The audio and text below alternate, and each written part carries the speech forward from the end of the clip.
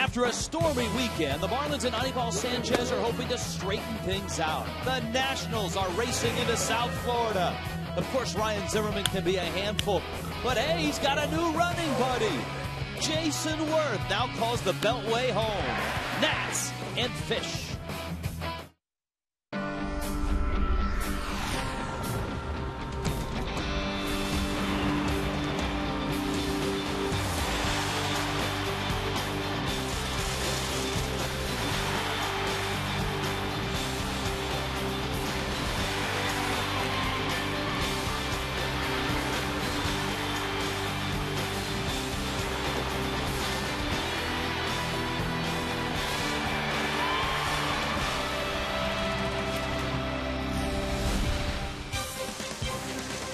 Second series of 2011, the Washington Nationals arrive for a three-game set. The Marlins and the Nationals getting ready to go.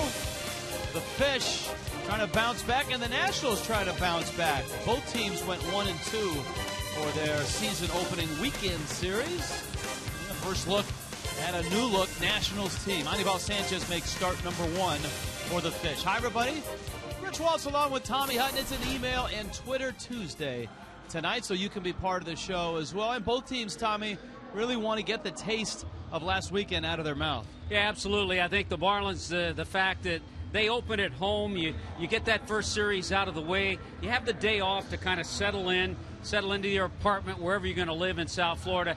Now it's time to really get down to business to play against a ball club that does have a new look. I think a lot of people, just because of the way the Marlins played on Sunday, overlooked the fact that Gabby Sanchez had a really nice opening series. I know Mike Stanton has been the big headline story, but Gabby's kind of flying under the radar. Well, Mike's been the headline story because he hasn't played. Gabby's been a story because this guy comes to play all the time. He played in 151 games last year.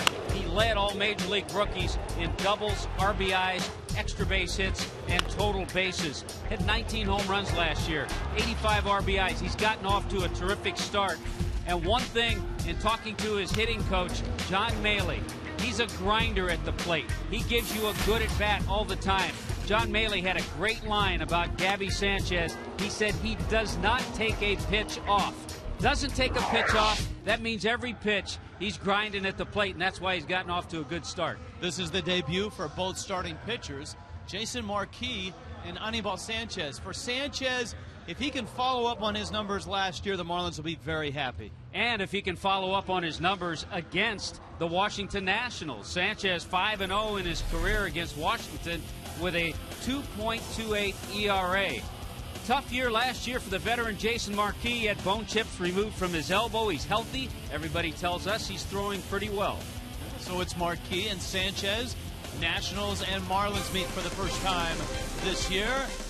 Jason Worth, now a National. Get used to it for the next 7 years. We'll discuss.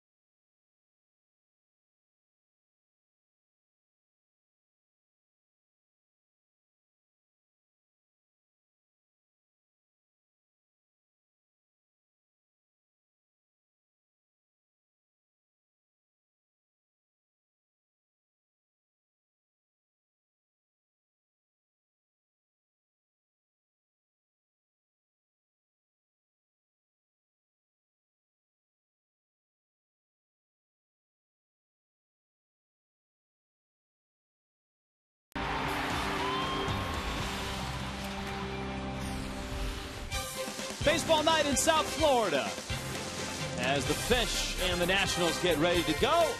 Game one of a three-game series. The Nationals trying to retool, trying to rebuild, and they added on with an enormous piece in the offseason. For more of that, let's go out to Craig Minervini and Jeff Conine. Can you say cha-ching, Rich Waltz? $126 million for Jason Worth. No question, a very good player. But he didn't have to be the man in Philadelphia with Howard and Utley in front of him and Rollins getting on base. He was a fifth guy, sixth guy in the lineup, depending on what day it was. A career 272 hitter, Niner. God bless him, $126 million, but he's going to be a bigger factor and has to be to live up to that contract, which may be difficult to do. Well, you know, the Washington Nationals really wanted to go out this offseason and get one of the marquee free agents available, and he was it. He was one of the marquee free agents available, and I think one of the reasons they got him is Mr. Worth hits a career 307 at Nationals Ballpark.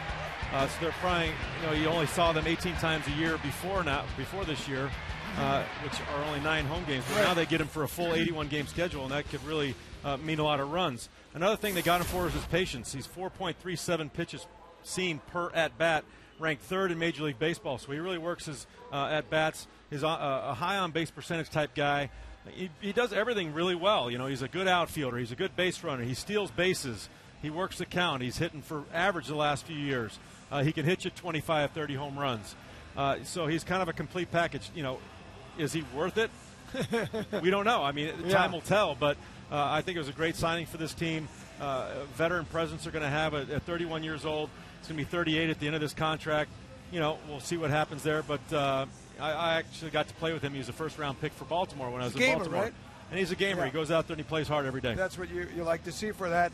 And obviously going from a really home run-friendly park in Philly to a very spacious park in D.C. We'll see if that affects his home run power. But number one in the league last year with 46 doubles, too. So he's going to get a lot of extra base hits that way. Well, he's a big addition to this Nationals lineup, but I think people kind of overlook. They hear the Nats, you think it's an easy win? No, this lineup, it was tough last year. It's probably even tougher this year. LaRoche, excellent on defense. They're more athletic this year. You won't see their fine up-the-middle combo, and Desmond Espinosa in this game as Alex Cora gets a start, among others. We'll get going, too. Game one of this three-game series coming up next.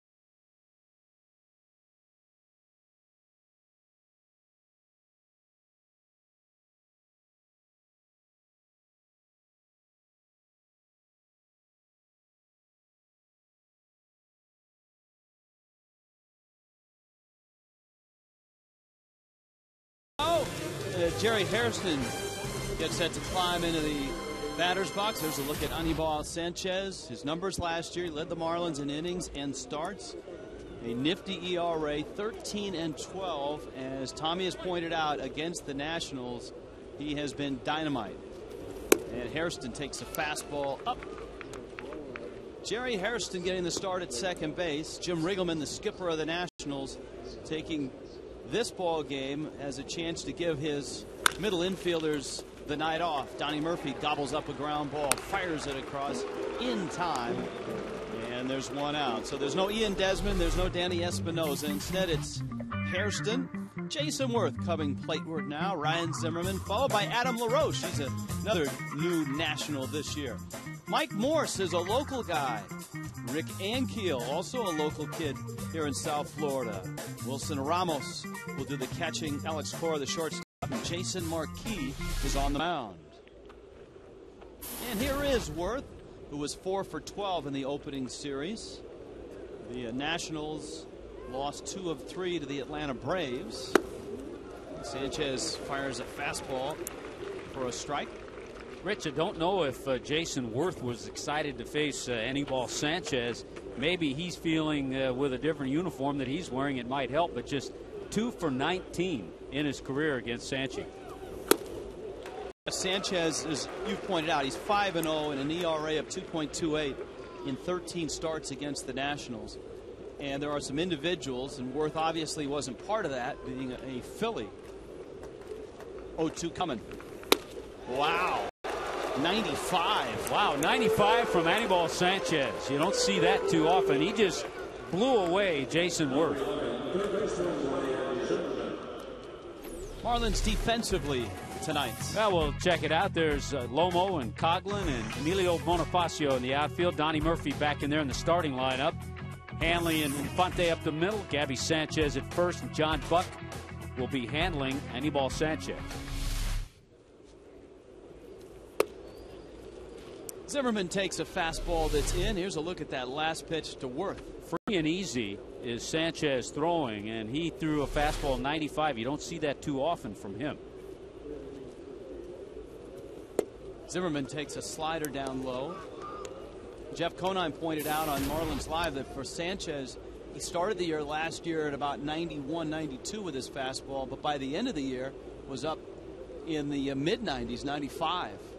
And of course the shoulder, that was the big injury for Sanchez. He had the labrum surgery in 07 and spent most of 08 and 09 coming in and out of the rotation, rehabbing and battling that shoulder injury. Well, we've talked about his career against the Nationals. Last year alone, his ERA in 4 starts against Washington was 1.05.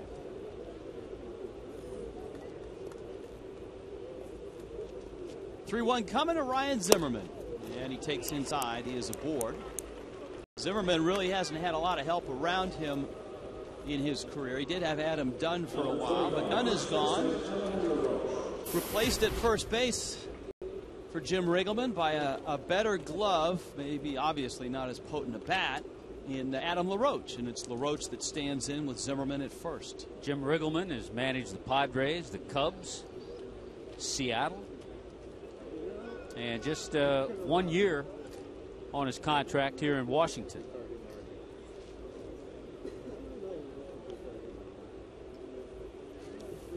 When Riggleman started last year, he had one of the most dysfunctional rosters in the National League. It was a roster that was filled with outfielders.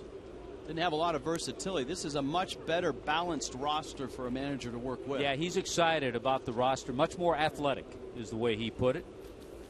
LaRoche rips one into right center field. Over for it is Coughlin. He'll pick it up. Zimmerman's on his way to third. And Adam LaRoche, who normally gets off to a slow start, has his 3rd hit of the season. And so a walk and a single, and here comes Michael Morse. It's an email and a Twitter Tuesday. For emails, go to foxsportsflorida.com, click on the Marlins link, and then just scroll down. There it is. Email the booth. Send us your question. We'll give you the Twitter information in a moment as well. Yeah, you've been up here tweeting for the last hour. How about that? Who knew? This is an inning, Rich, that you don't want to let slip away. Anibal Sanchez got the first 2 hitters, but then a 2-out walk to Zimmerman and the base hit by LaRoche. You want to stop things here. You'd hate to see this inning slip away. Is it just me, or does Michael Morse get bigger every year? He is enormous. And Morse, a Nova High School product in Davie. He's 29 now. This is his 12th professional season. And I think really maybe his first shot at a starting job and a chance to play an entire season. And it was because Morse took over in left field and Ankiel had a pretty good spring that the Nationals traded away Niger Morgan to the Milwaukee Brewers. Sanchez now 2-0 on Morse with LaRoche and Zimmerman at the corners. Good fastball got in on him. Morse with the White Sox, they were the team that drafted him originally. He was traded to Seattle quickly thereafter in a rather large trade that involved Freddie Garcia, Miguel Olivo, and then traded to Washington after 5 years in the Seattle organization back in 2009. 98 games last year. He had 15 homers in 98 games.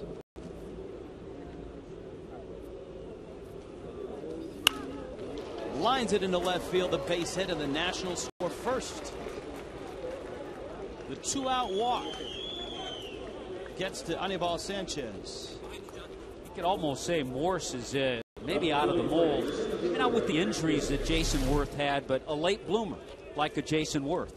He's strong. He's able to muscle that pitch. It ran in pretty good and got in on the hands, but Morse strong enough. He hit it well into left field. It's a great point because Worth really didn't get a chance to play every day, mostly because of injuries, until he was in his late 20s in Philadelphia. And here is Ankiel. He takes a swing and a miss. The Marlins saw Ankiel at the tail end of last year when he popped up with the Atlanta Braves. 47 games with Atlanta once he was traded from Kansas City, and he appeared in the postseason with the Braves. You were talking about it, Rich. This game for the Nationals does have a local flavor. Ankiel, Port St. Lucie. You talked about Mike Morse. Alex Cora out of the University of Miami. Sean Burnett down in their bullpen out of Wellington High School. 1-1 pitch. Runners bluffed. Buck came up, and Morse dives back into first base. That's a good play, but a tough play because you have a left-handed hitter, so it's a tougher throw for the catcher. But a lot of times, because you have the left-handed hitter, the runner doesn't see what the catcher's doing. And because he really couldn't get off a throw, John Buck wisely held on to the baseball.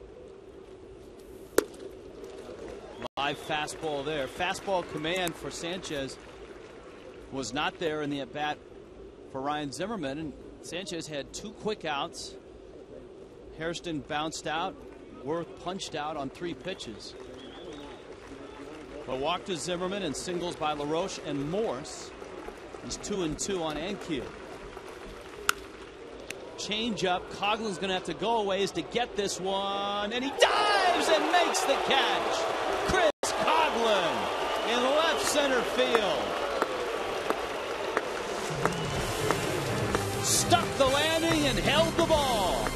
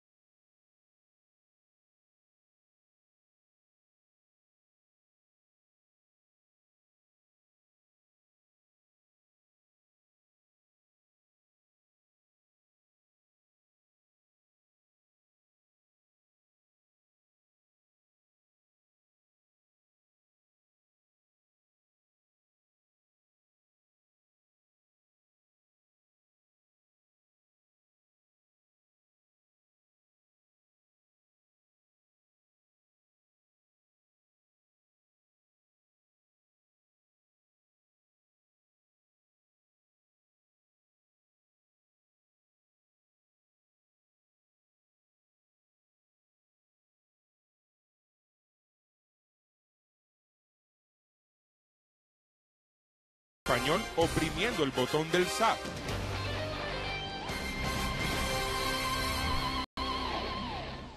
Nationals have a run. The Marlins coming up. Here's their lineup. Chris Coghlan after that great catch.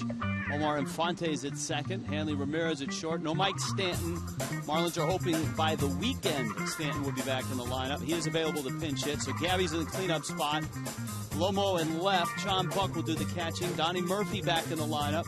Emilio Bonifacio is in right. And Sanchez will hit ninth. Those numbers reflecting the 3-game series against the Mets. And here is Marquis, a veteran right-hander, did not have a good year last year, both on the field and on the operating table. He had bone chips removed in the middle of the season from that right elbow. Yeah, that's why you see the 13 starts, but you also saw the note, pretty solid pitcher in some years where he was healthy. And that's the kind of pitcher the Nationals hope they have this year. Coghlan takes down low, and it's 2-0. Chris Coghlan, a 1 for 12 start to the season, 3 walks and a couple of strikeouts.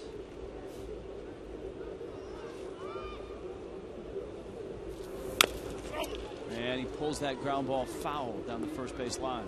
And Cogs, of course, getting to come to the plate after making that tremendous catch in center field.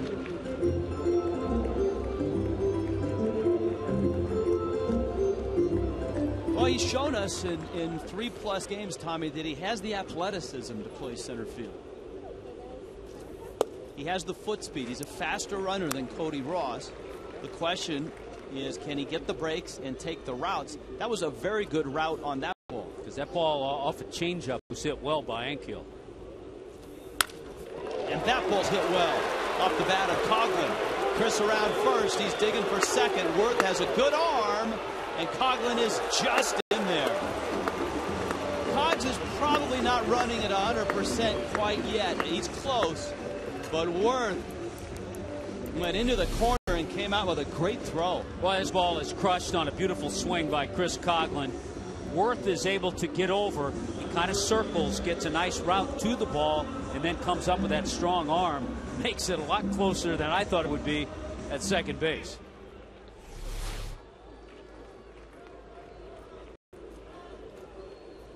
Let's see what Omar Infante does to think about getting Chris Coghlan over to third base. There are a lot of different ways he can do it.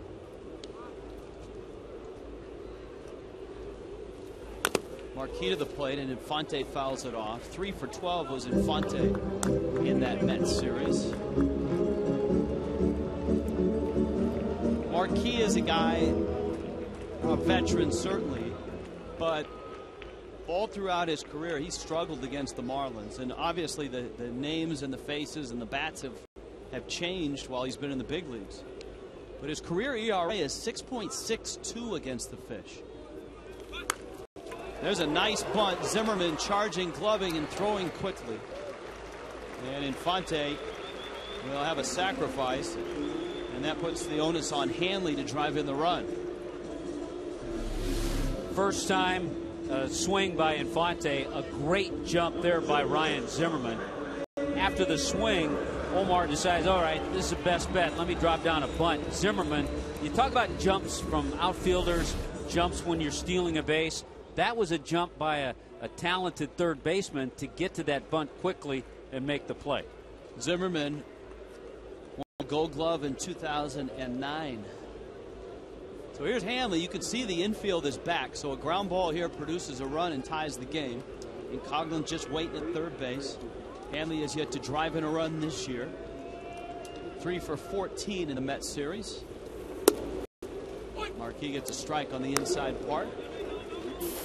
And it's 0-1. Look at the career numbers against the Nationals for Hanley.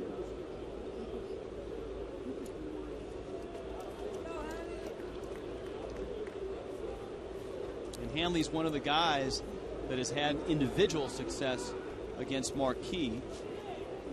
471 in his career when it runs further inside. Well, you saw Hanley's career numbers. It's another reason that Mike Stanton is missed in this lineup.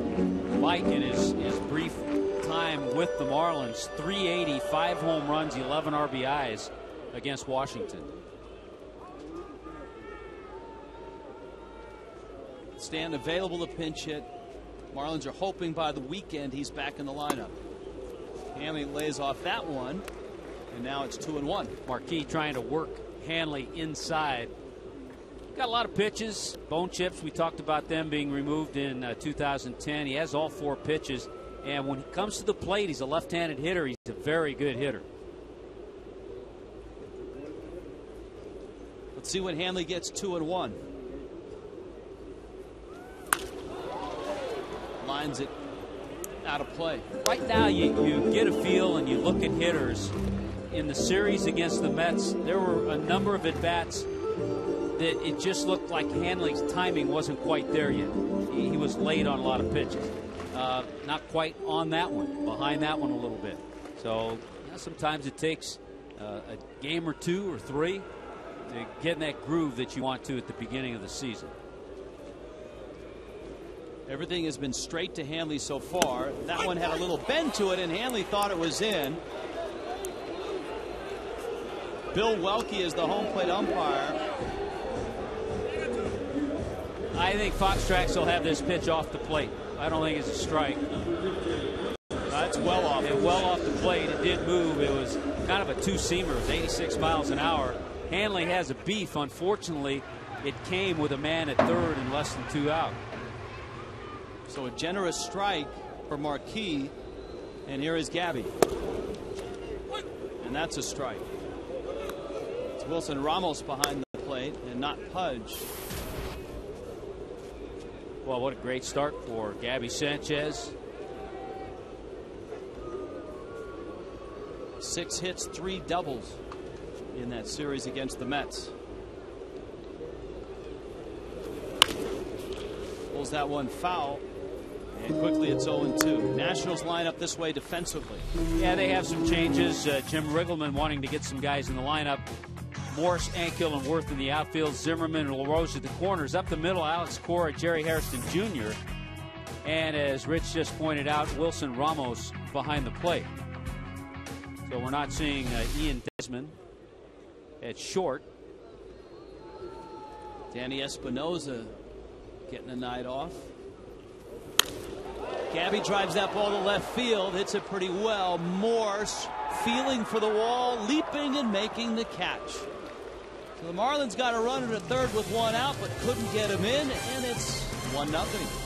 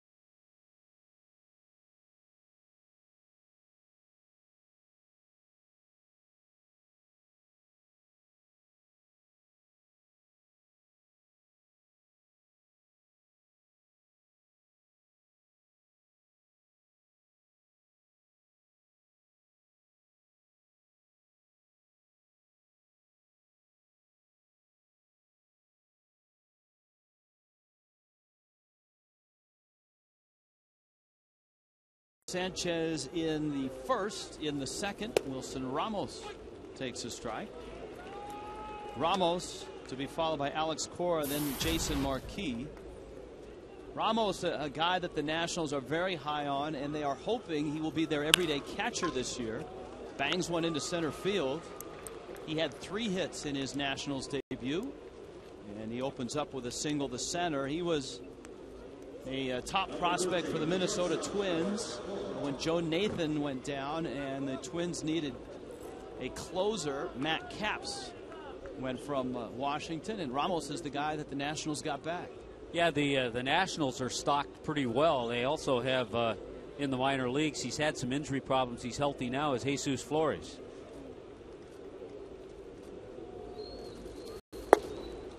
Here is a familiar face to South Floridians and to baseball fans. Alex Cora, look at that, 14 years in the big leagues. He's 35 now. Last year with the Mets, and 4 games with the Texas Rangers. Originally drafted by the Dodgers out of the University of Miami in the 3rd round. In fact, I thought his brother Joey was going to be the first Puerto Rican-born manager in baseball. Joey is the bench coach for Ozzie Guillen. One of Ozzie's coaches, yeah. And has been a candidate and has interviewed for some managerial spots. And many feel will make a very good manager someday. But Edwin is first. Alex and I were talking about Joey, and he said, well, he has to manage Ozzie, so he's getting experience. He's getting good experience. Here's the 2-1. Well, you figure also not only managing Ozzie when Ozzie stays in games, but when Ozzie gets ejected, he gets the opportunity too.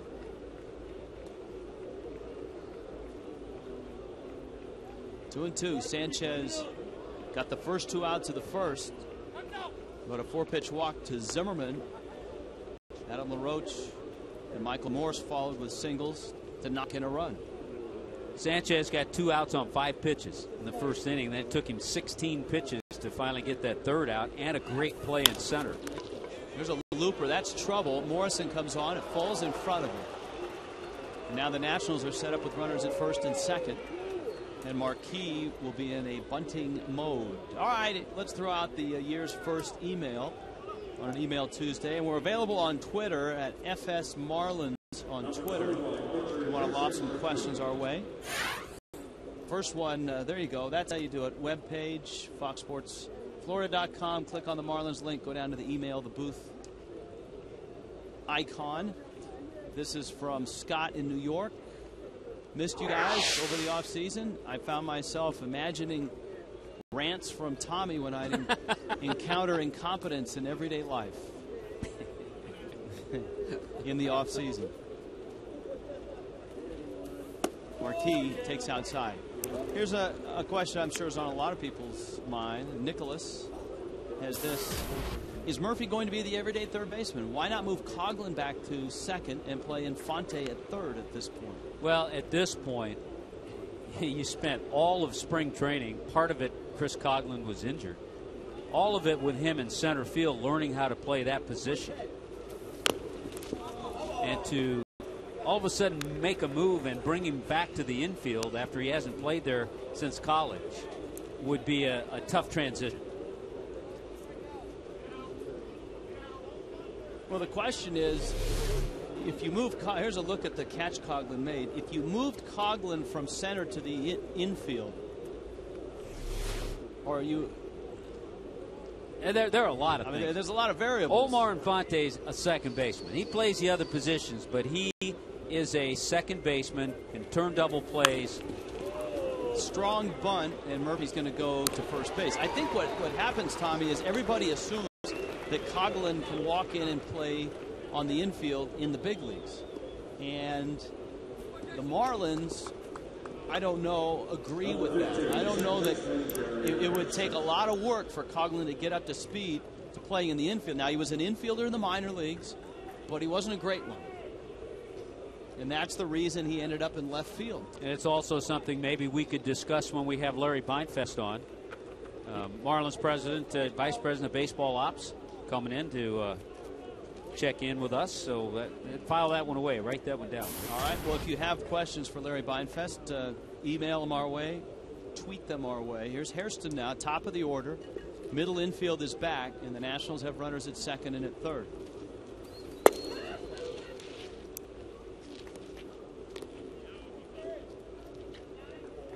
It's been a Hairston homestand here, with Scott with the Mets and Jerry with the Nationals.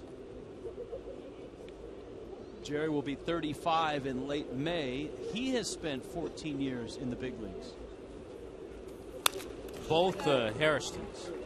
I think Jerry in particular, a little more versatile, but Scott can play all the outfield spots. Jerry can play in the outfield, but as well in the infield. And both have been able to hang around and have nice careers because they've been so versatile. Jerry, I believe, has started every position except pitcher and catcher in the big leagues. There's a look at Ramos, who led off the inning with a base hit. Cora dumped one into left. And Sanchez fastball misses outside. 2-1.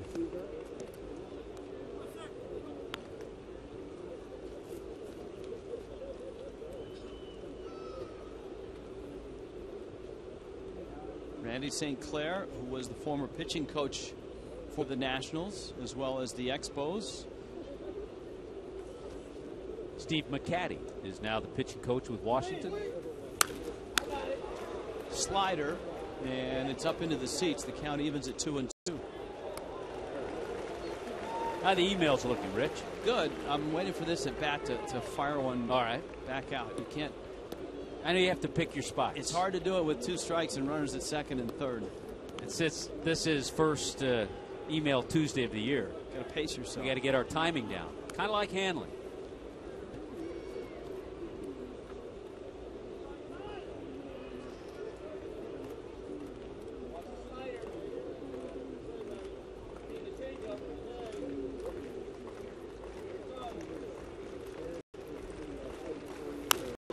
Another breaking ball. 2-2. Alex in Miami. Why is it I'm able to watch every Rays game in beautiful high definition on Sun Sports, but I've yet to be able to watch a Marlins game in high def on Fox Sports Florida? Hey, Alex. Something's wrong with your TV. They're all on high def. They're all in high def. Contact your cable provider or get up and kick the satellite dish.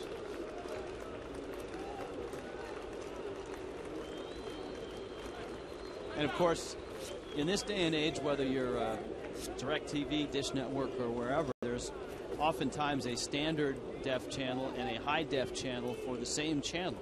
So maybe if you look around, you'll find the Fox Sports Florida in high definition channel. Usually you have to go up to the higher numbers. That's a big strikeout for Sanchez. Good job, some good pitches to get a tough hitter and strike him out too in this situation. Stayed away. Look at all those pitches on Fox tracks. He stayed away from Hairston and finally had that good moving fastball. Ran away to get the strikeout. Here's Jason Worth. He struck out on 3 pitches back in the first inning. And Sanchez used essentially fastballs to get him.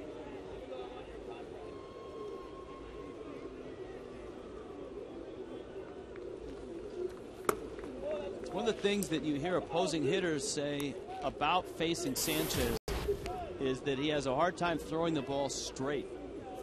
Everything that comes out of his hand has movement one way or the other. That's why in our conversation with John Buck, he's going to give him targets once in a while on the corners, but a lot of times you'll just see that target in the middle like that and let the ball move. See how it started away and it kind of moved over the plate. 83 miles an hour on that changeup. And again, John has said it's going to take 2 or 3 starts. He saw these guys in spring training, different situation now, till he gets a real good feel as to what they like to throw in certain situations. 1-1. That was a tight slider or a cutter. It's hard to tell the difference when Sanchez throws this pitch. Yeah, we've seen fastballs 92 to 95. That was 88, but it had a little movement. So, yeah, a slider or cutter, either way, it was effective. Now he's 1-2 on Worth.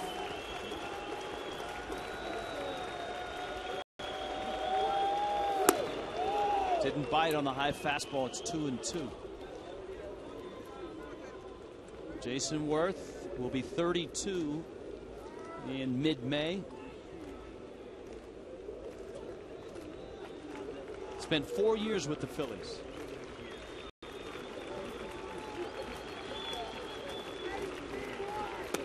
Got him.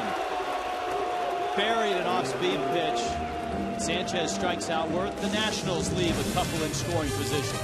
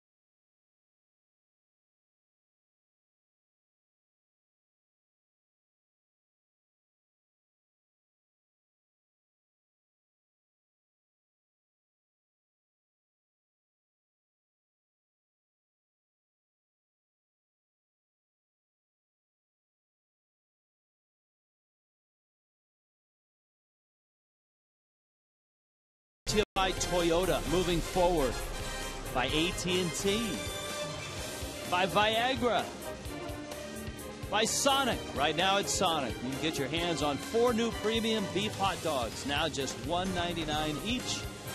And Publix, where shopping is a pleasure.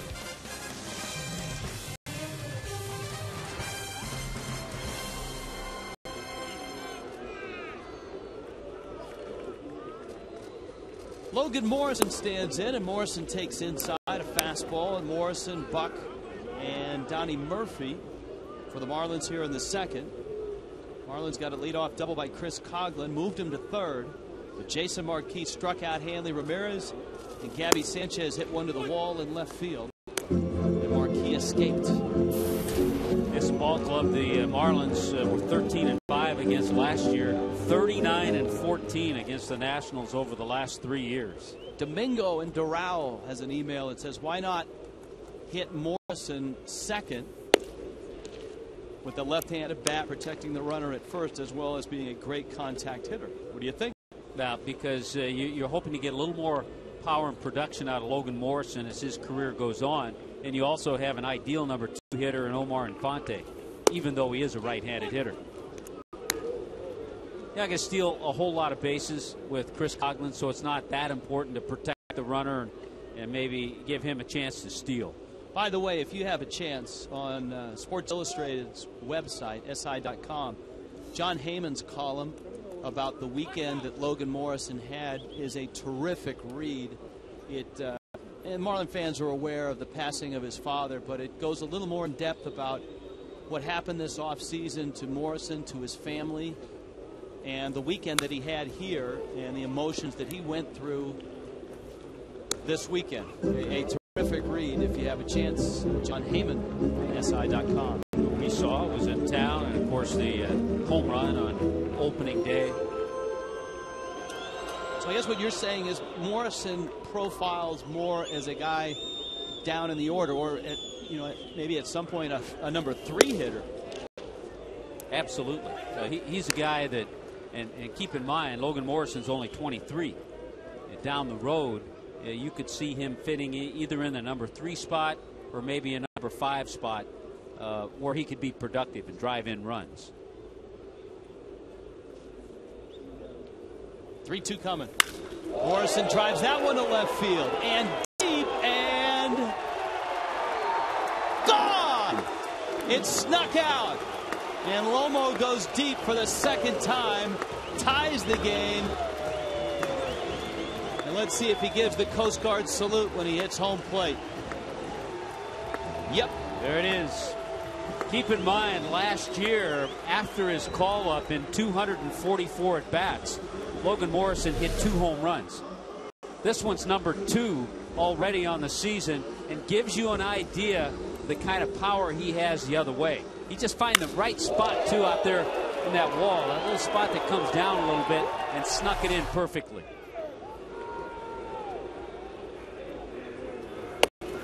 Fastball for a strike. Yeah, Morse looked like he was ready to play the carom. But you're right, that just snuck over that, what looked like that little indentation at the top of the wall.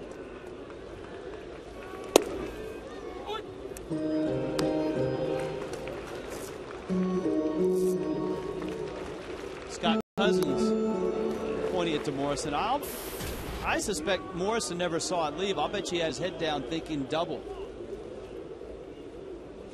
Buck. Grounder to short. That's Cora. And he makes the throw. Let's take a look and see exactly where this ball went out. You got to hit your spots, but if you go right there, it's going to go out. A little to the left, a little to the right, it doesn't go. See, es Goya. Es Goya, es Gonya. So Buck bounces out, and here's Donnie Murphy.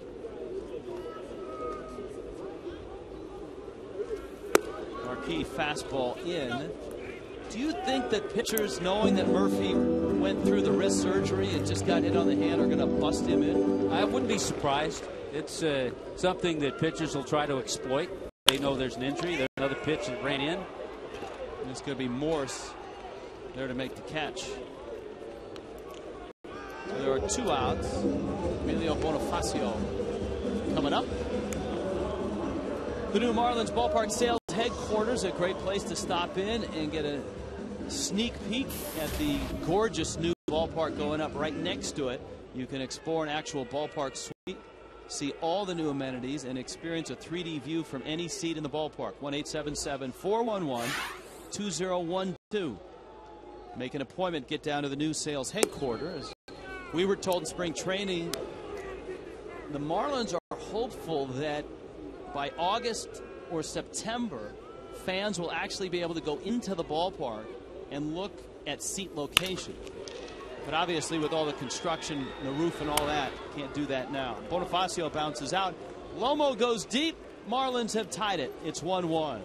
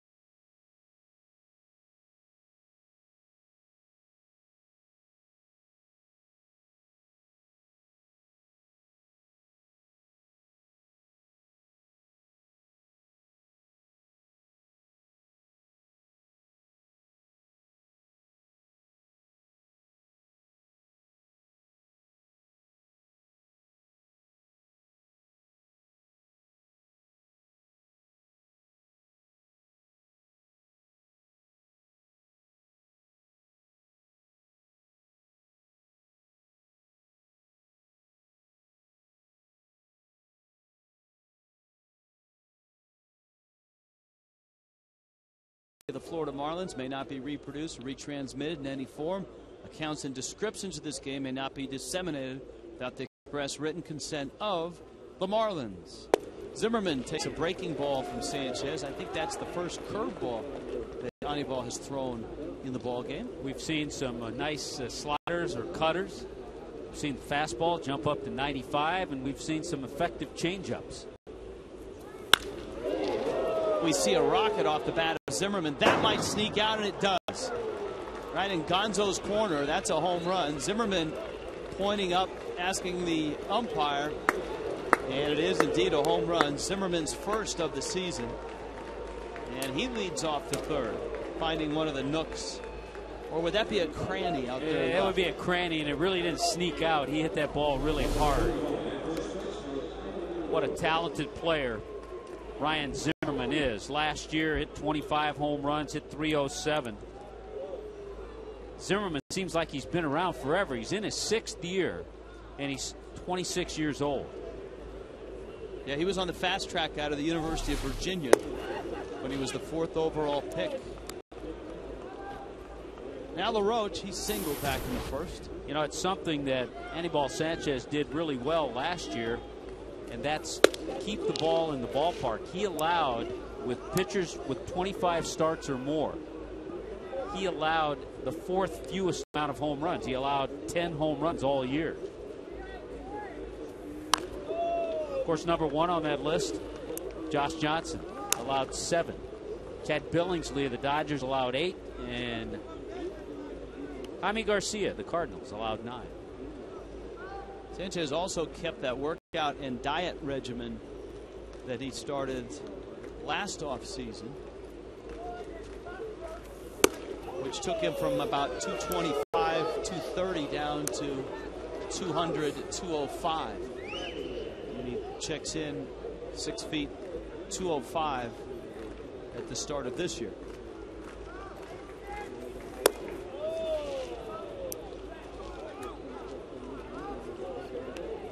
That's a different look, certainly not an Adam Dunn, but Adam LaRoche is a quality major leaguer. He's a consistent 25 home run guy and plays excellent first base. That will be a huge improvement. Yes. From Adam Dunn. Let's check in with Allison Williams. Allison?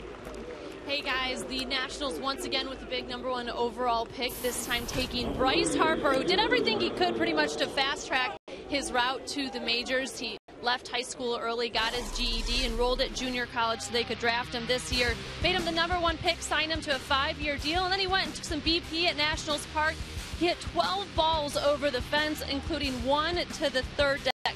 And while he fast-tracked his route, the Nationals certainly taking their time bringing him along. He was supposed to today make his debut for Class A Hagerstown Suns, but that home exhibition game was canceled. Still, he was pretty impressive in spring training. Hit 389 in just 13 games. A lot of excitement surrounding Bryce Harper. Yeah, scouts, Allison, Tommy, you and I talked to a lot of them during spring training, said they've never seen a player that young have that kind of power at the plate. You hear the term when you talk to scouts about Bryce Harper, bat speed, for a young kid who actually got his high school diploma, but he dropped out of high school so he could start playing at a junior college. He got his GED, and so he's on the fast track to get himself a professional as soon as possible. That junior college league, and it was the College of Southern Nevada, a wood bat league too, another thing he wanted to do. We saw Harper in spring training, and the one thing that stood out to me is he's much bigger in person than all of the photos that you see of him. And obviously has some more growing to do. Swing and a miss. This is going to be a long throw for Buck, and he made it. Wow. Tough angle for Gabby, too. He had to come on over to the foul side of the bag. That's important, too, because you go back, you hustle back as John Buck does. Now he has to pick up that target quickly. Because he's so far into foul territory, Gabby has to come on that side of the bag. And Buck puts the throw right there to get Morse. And there's a gentleman's agreement between runners and first baseman that if the first baseman chooses that side of the bag, the runner goes to the other side of the bag. You know, I was thinking about it, Rich, when Logan Morrison hit the home run, his second home run, and he hit 2 last year. The Marlins only got 8 home runs by left-handed hitters last year. Chris Coghlan hit 5. Of course, his season was shortened. Lomo with his 2, and Chad Tracy hit 1. It's one of the reasons why the Marlins were much better against left-handed pitching. The Marlins last year against lefties were 34-15. Against righties, 46-67. That's a pretty big disparity.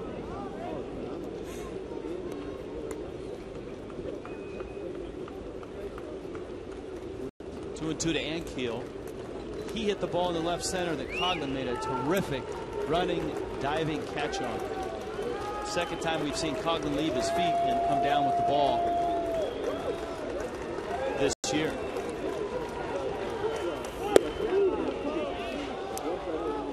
Remember, hit that ball off a changeup that was thrown by Sanchez. 2 outs, counted 3-2. A home run by Ryan Zimmerman has put Washington back on top. And Sanchez misses low and inside. Back to our email from Chicago, Lucas. Tommy, do you have any concerns as to Hanley's slow start? No, not really. Just a weekend and 3.5 games. No concerns because we saw Hanley, the way he approached his game this spring, the way he played, and no concerns at all. I think Hanley's going to have a big year. We've had a few emails as to this subject. Adam from Miami is the one that we'll choose to read. What do you think the chances of the Marlins of picking up another third baseman, a Pedro Feliz or a Michael Young? The asking price for Young is still pretty steep. Asking price is tough. I wouldn't rule that out. No. Not necessarily either of those two guys, but I would think that the Marlins are looking and certainly listening. There was a report actually in the Miami Herald a few days ago that the Marlins and the Rangers had continued their talks on Young, but that the asking price is still pretty steep. Young is owed, I believe, about $48 million over the next 3 years. And the Rangers are hopeful that whoever trades for him will pick up at least half of that and give up some quality prospects. Well, if you're the Rangers, you can't have both. You're either going to have to eat some of that salary yourself, and you can't expect to get top-notch players back, or vice versa. If the other team takes on some of that contract, then you may get some better players back. I think the question for whichever team trades for Young is what kind of player will he be next year and the year after? Because the Marlins just saw Carlos Beltran, and he looks to be the shadow of himself in the outfield with the knee issues that he's had over the last couple of seasons. Bonifacio, foul territory, reaches. Oh! Had it for an instant.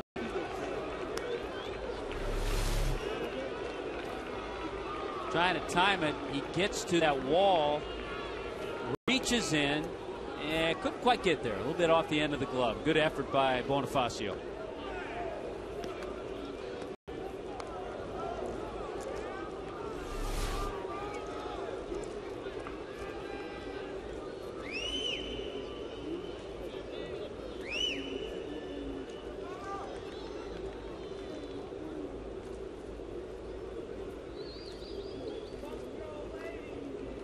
Ankiel at first. And Wilson Ramos swings and misses. And it's 2-2. It's going to be an interesting dynamic here.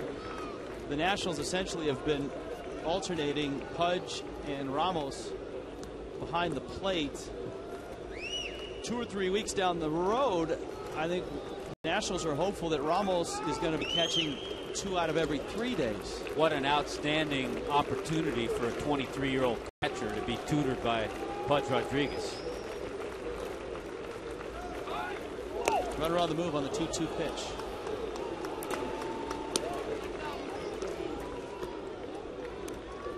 Ankiel gets a stolen base.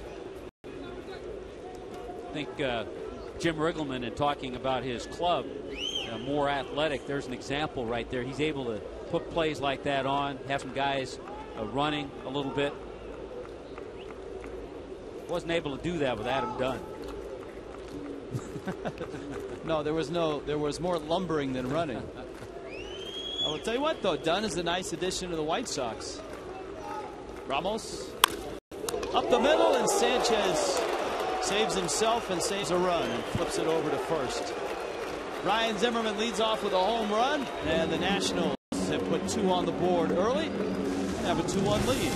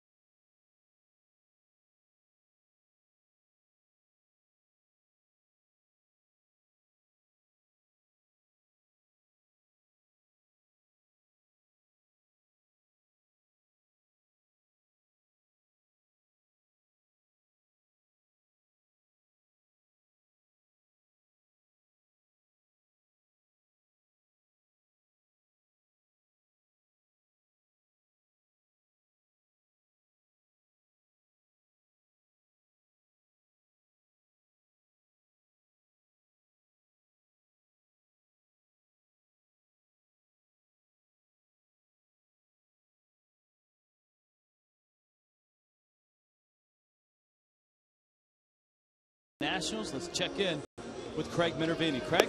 Thank you, Rich. Mike Stanton not in the starting lineup here today. The Marlins are hoping potentially to get him back in the starting lineup, maybe for the Houston series, but it's still a maybe on Friday. There was some good news, though, today. In batting practice, he took it, and the ball was typically jumping off his bat.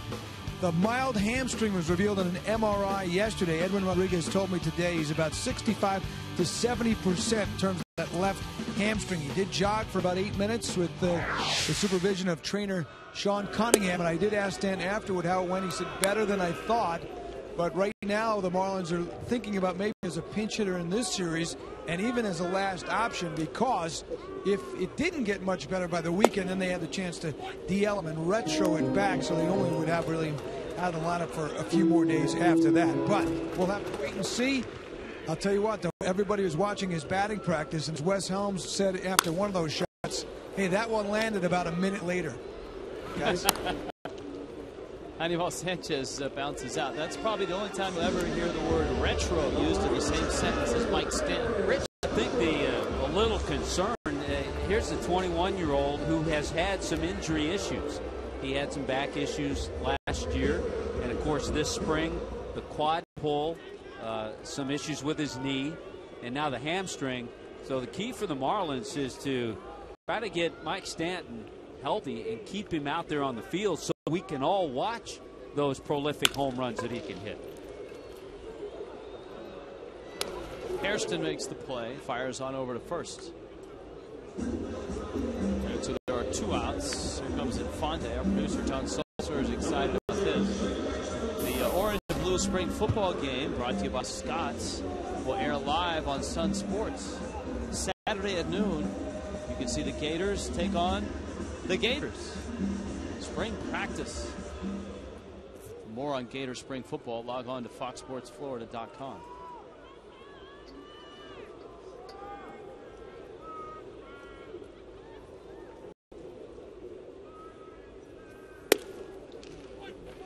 Couple of quick outs, so Omar Infante up there taking that first pitch all the way just to give his pitcher a little more time. Larry Beinfest will be joining us in a half inning. Infante taps a ground ball that Zimmerman picks up, and he's safe. Ryan Zimmerman will get an error. I think if Zimmerman hadn't kicked that ball, I thought he got too far away, he would have come up and made the play, but it trickled away from him far enough. And getting up the line, not hesitating. You know, you hit a routine ball to third. Some guys are going to slow up a little bit, and Fonte kept going, and all of a sudden beats the throw. Zimmerman is one of those guys that he's almost a better third baseman when it's an athletic play, where he's moving to his right or charging. I mean, he won a Gold Glove. You pointed that out, but I think he's always also going to be one of those third basemen that has a high error total. He's going to make some plays or attempt some plays that others wouldn't. Hanley chops one to short. That would be Cora flipping to Hairston, and that would be it for the third. Larry Beinfest to answer your questions next.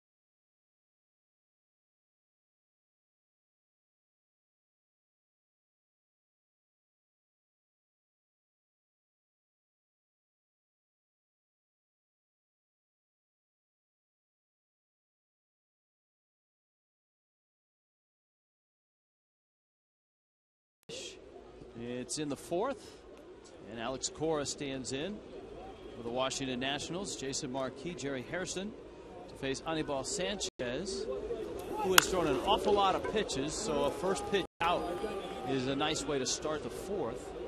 Cora sends it into center field. Yeah, a couple of times, and certainly in that first inning it was evident after the two quick outs, the two-out walk, and then eventually the Nationals scored a run.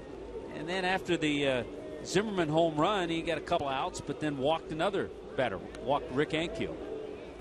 So here's Marquis. You talked about the fact that over his career he's been a good hitter.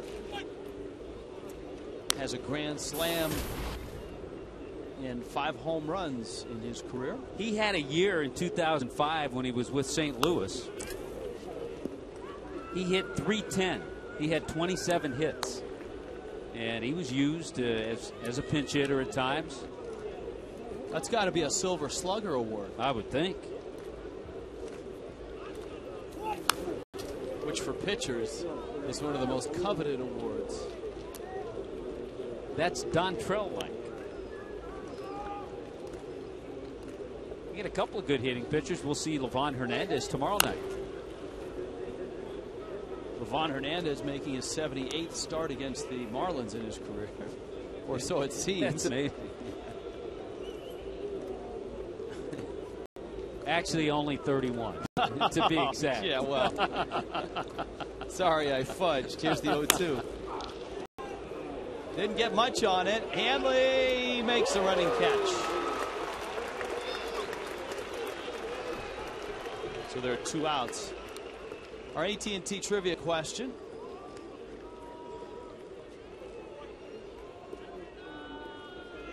Montreal Nationals franchise.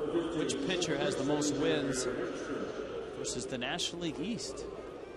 I don't think it's a current national. Might have to go back into Expos lore. Yes. Maybe a Steve Rogers, who was such a successful pitcher back in the 70s and 80s. Maybe a Dennis Martinez. Pedro Martinez? Pedro Martinez. Hairston. Well, that's a nice and tidy inning for Sanchez. It's a 7-pitch inning. That helps the pitch count out, which is right now at 73.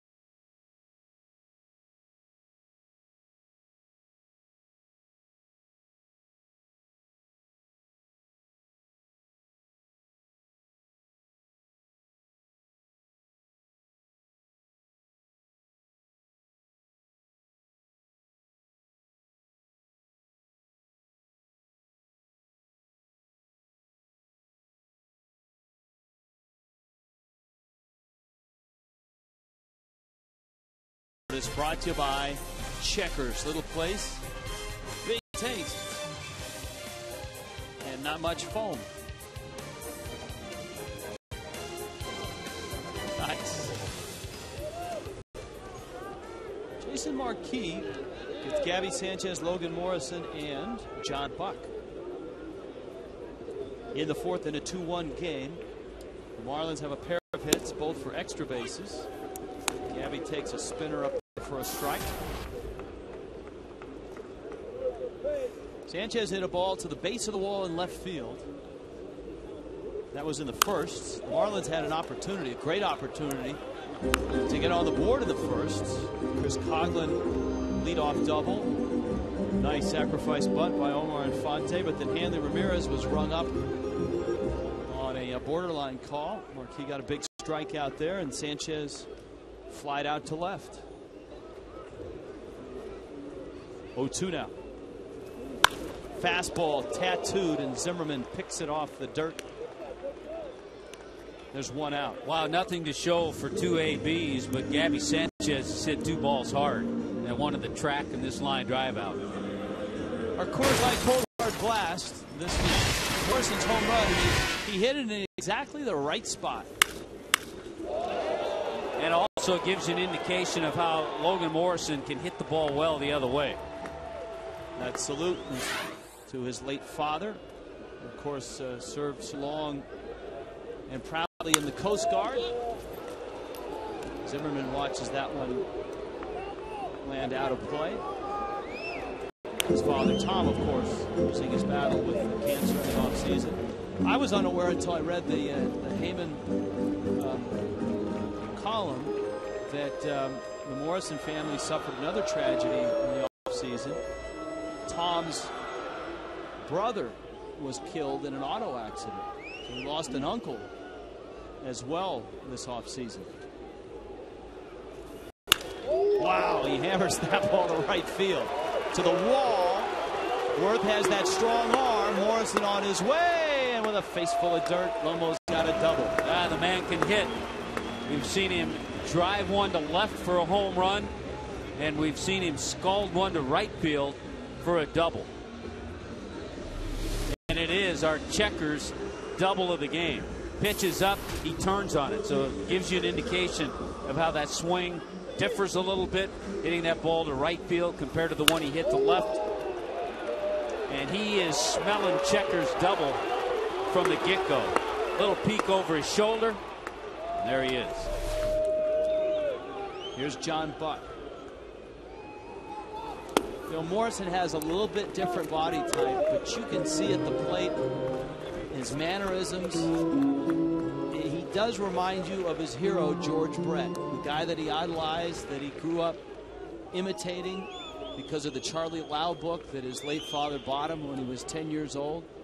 If you've ever seen that book, The Art of Hitting 300, it is all about Lau's work with George Brett. And as you flip through the pages, it has that patented Brett stance and swing to it. And that's what Morrison, the time he was 10, that's what he emulated on the playgrounds of Kansas City. And you're right about the body type. He's bigger than George Brett.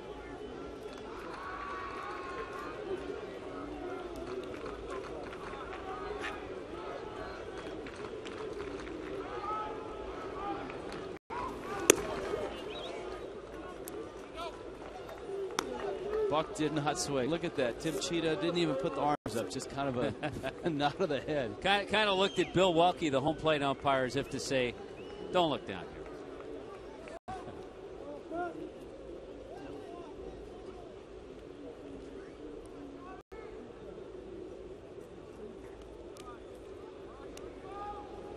Marlins have hit 2 balls hard this inning. Buck lifts it. Shallow left. Cora. AT Trivia answer. I think Tommy Hutton was all over this. Were you a teammate of Steve Rogers? Yes, I was.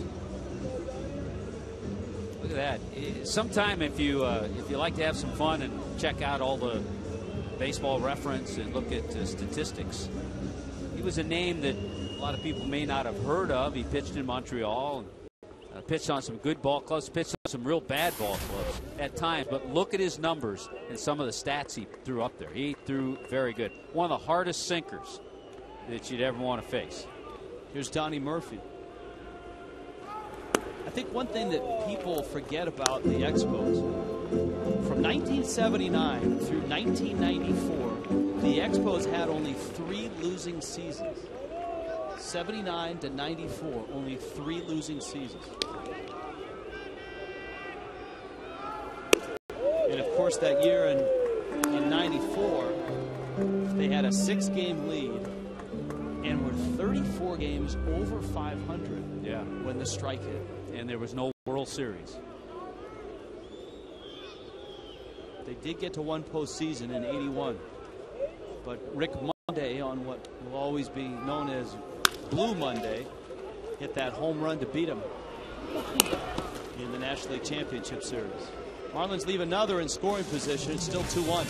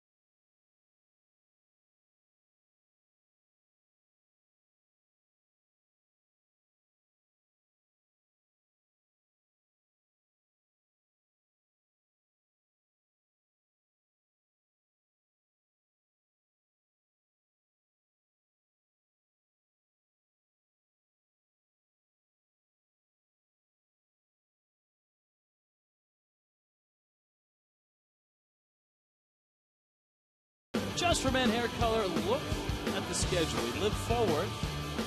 Actually, we'll be living in Houston for 3 days, and then Atlanta for 4, and then Philadelphia for 3.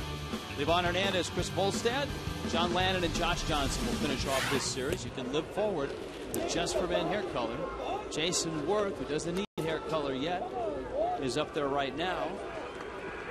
And Worth and his Nationals, it sounds odd to say that, are up 2-1 in the 5th against Anibal Sanchez. Marlins president Larry Beinfest joins us now. Larry, so far, what do you think of Anibal Sanchez tonight? Well, I got so excited with the 7 pitches in the 4th inning, I forgot to join you guys. I was so worried about his pitch count, but obviously he's settled down and he knows what he's doing, and quick outs are going to be important now for him to stay in the game. This is an email Tuesday and our first Twitter Tuesday, by the way, so we have some tweets and some emails for you.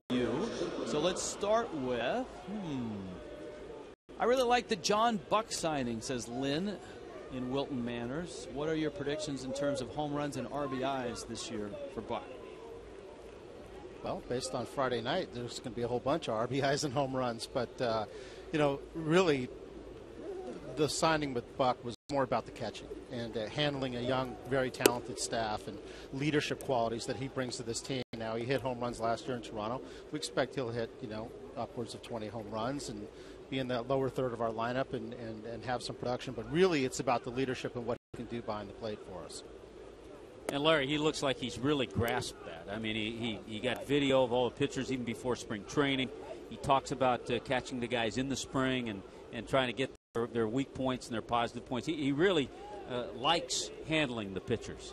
Well, it was a huge part of the package that was attractive to us, and you know, we have good, young, talented pitchers here, and having leadership behind there, Tommy, is just vital. And we thought it was a big part of it. How do you get that from scouts? When you, okay, I know you have scouts that see him play. How do they find that out about him? Well, a little bit of it is the sewing circle. A little bit of it is in the press room, and some of it is just by reputation. But, you know, you get guys that have played with him or know him, or, you know, you talk to people that have faced him, and you just start to learn.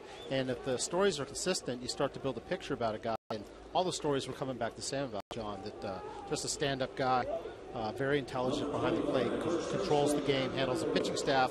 That's what we were looking for.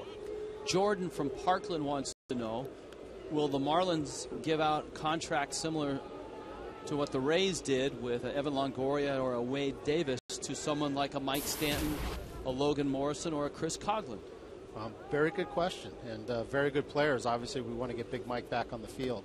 That is first and foremost. But I wouldn't rule out anything. You know, we have these young guys, and they are under control for, you know, upwards of 6 years, depending on their service time. But those are things that we do look at. It was a very aggressive move and really one of a kind by the Rays when they did Evan Longoria, and it's worked out great for them. So those are things we're studying, we're taking a look at. But before we even do that, let's get Big Mike back on the field.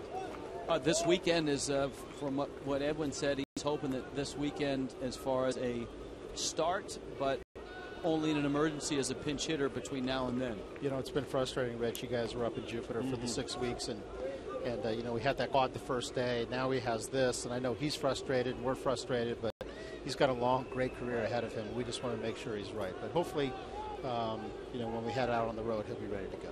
Adam LaRoche with a count 0-1 against Anibal Sanchez with Zimmerman at first. The count goes to a ball and a strike.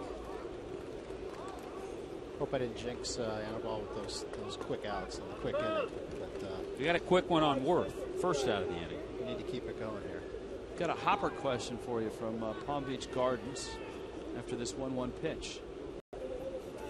Please explain the process with regards to the waiver rule requirement. He had a great spring, the hopper, and was sent down to protect other relievers who were out of options. Bottom line, when will this fan, Chris, be able to see the hopper? Well, the hopper, by rule, when you are optioned out, you have to go down for 10 days unless there is an injury. Then you can come back. So, at a minimum right now, unless unless we have an unfortunate injury, it's not going to be until April 10th. And then after that, it's going to be based on need. But he is far from forgotten. Obviously, he got caught a little bit in the rules.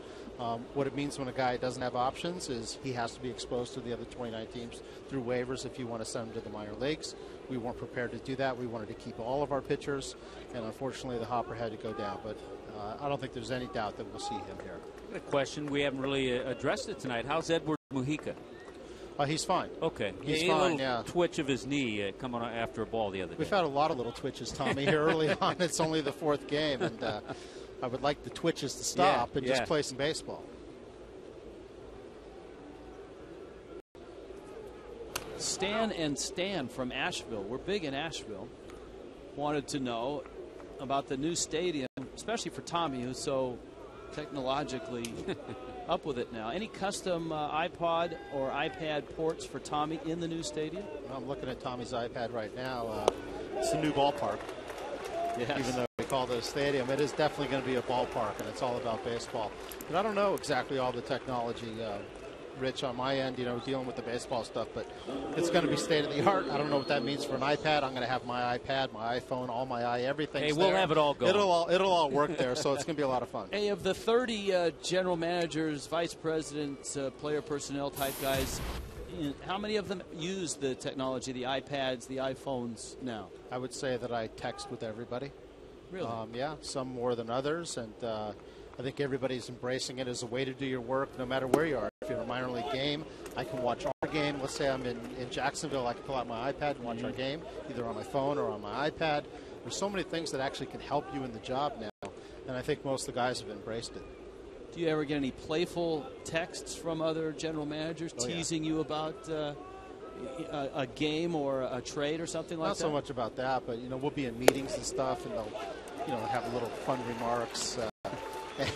And some of the things that go around, can you believe what that guy's saying, or what are you having for dinner tonight? Normal stuff. But most people have caught on to the technology, and it really has helped in a lot of ways. Hey, to get back, excuse me, Rich, we're talking about the hopper. How about the job Brian Sanchez did Sunday? It was one of the few bright spots in that game. Well, no question about it. He was outstanding, and we talk about pitch efficiency. He's able to go 4 innings because he only threw 30 pitches in 3 innings, and that's the way to do it. Good for you, Anibal, to get out of that. Hopefully we can get some runs. 88 pitches for Sanchez through his 5 innings of work. Larry Feinfest will stick around, contractually obligated for another half inning.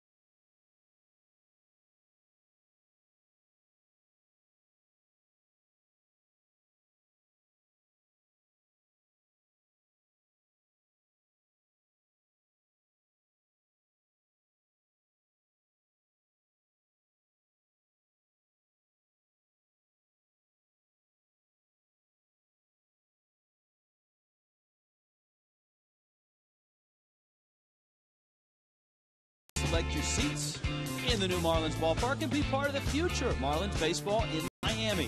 Place a deposit today. Just call the new Marlins ballpark sales headquarters at 1-877-411-2012 or go to marlins.com/new ballpark.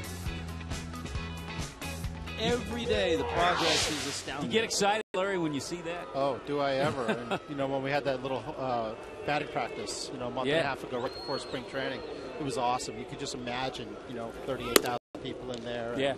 And the grass and the sight lines and the whole package. It's hard not to get excited. Emilio Bonifacio right now facing Jason Marquis. Marlins down a run here in the 5th. And that one is fouled back. We've toured the ballpark. I know you've been through there. Have you been to the site of your new office yet? I have. I've checked it out. I think we've pretty much been everywhere in the new ballpark. We try to get down there, if not every week, every other week, and we just want to hang out. And it's so fun to see it go up and be constructed, and it's going to be a lot of fun. Bonifacio's bunt, he beats it out. Nicely done.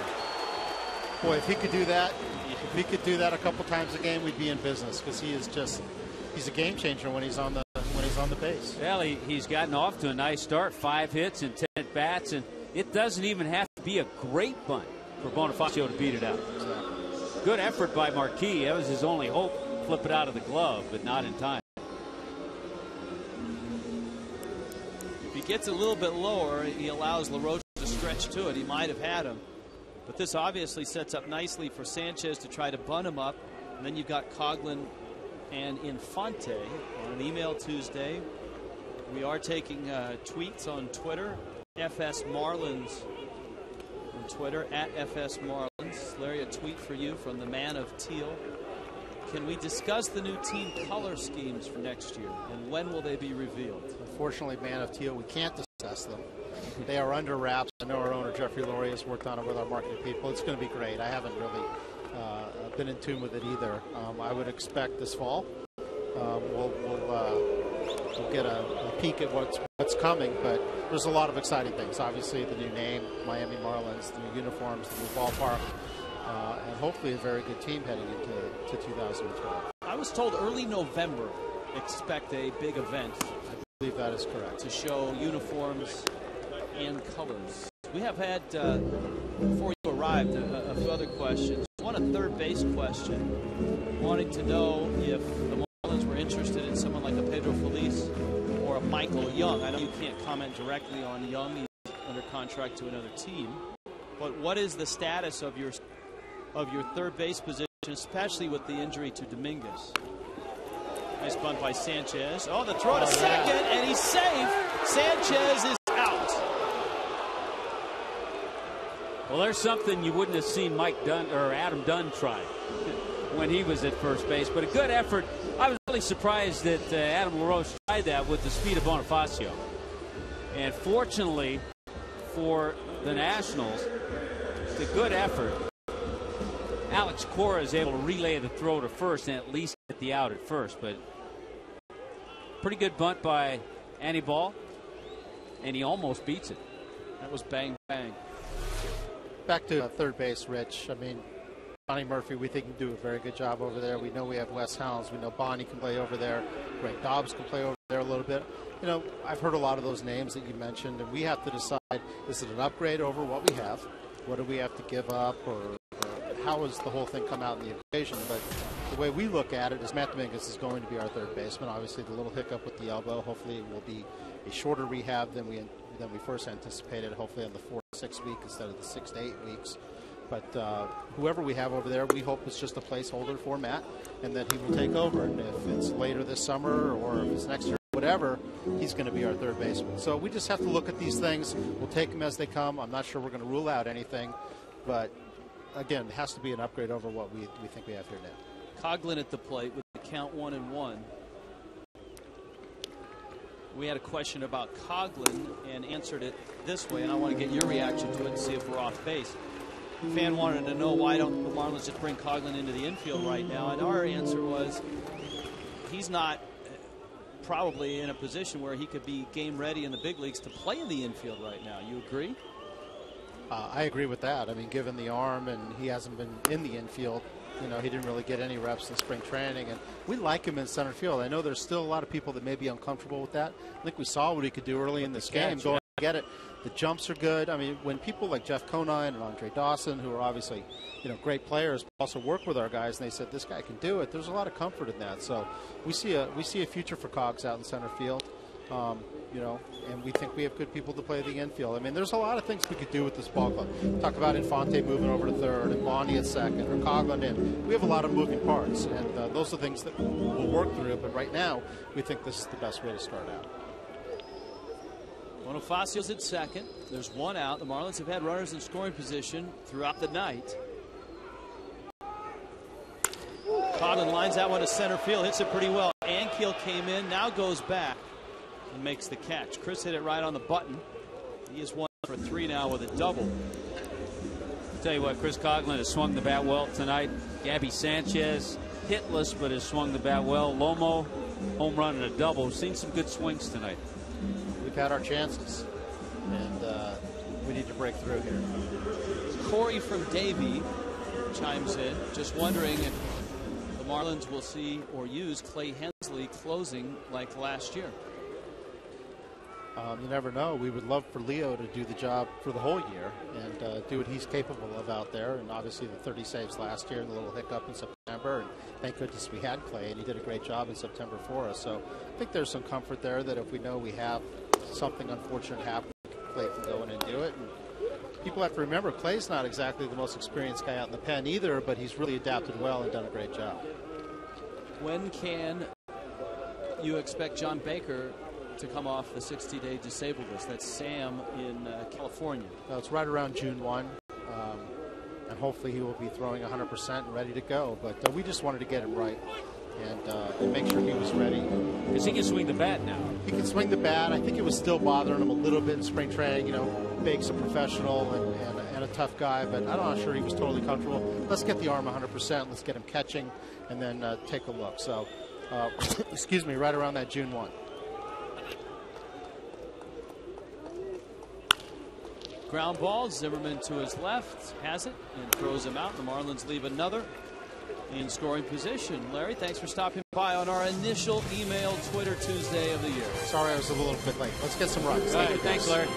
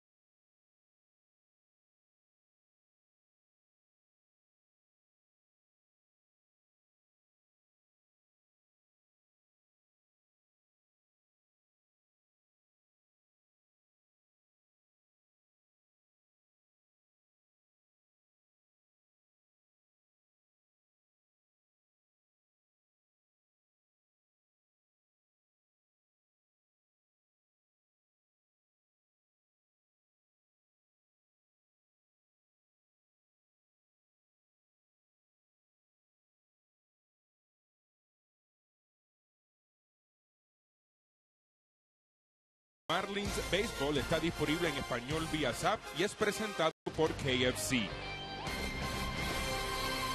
Press the SAP button on your remote or you're set, and magically, estamos ahora hablando con dos tremendos Tony narradores que son Richie y Tommy. Hi guys. Hey guys. How you guys doing? Hey, we want to know. It's an email and a Twitter Tuesday.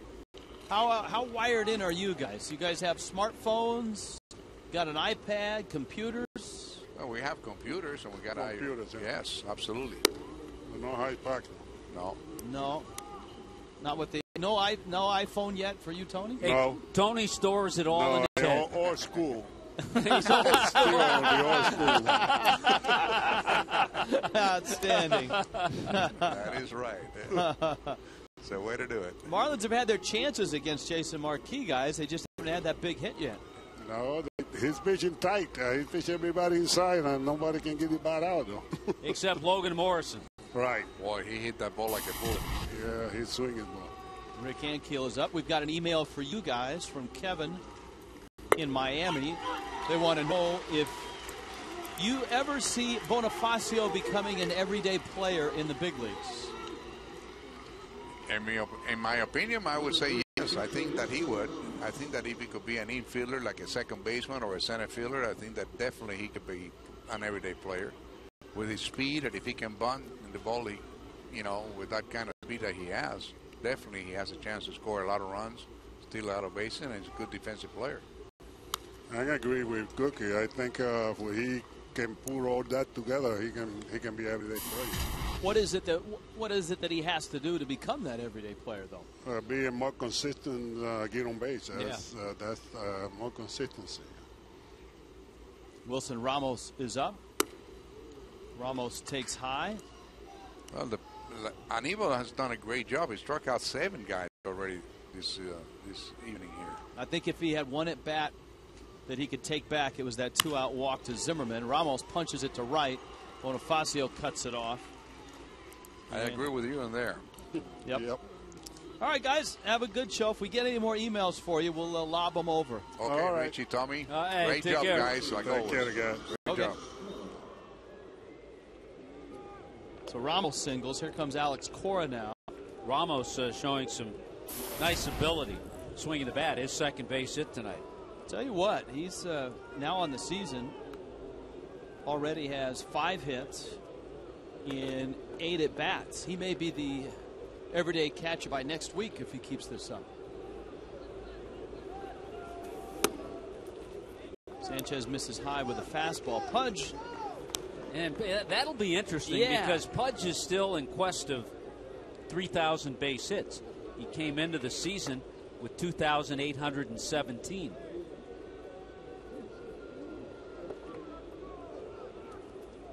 So 183 to get to 3,000. That's, at this rate, going to take at least a couple seasons. At least 2.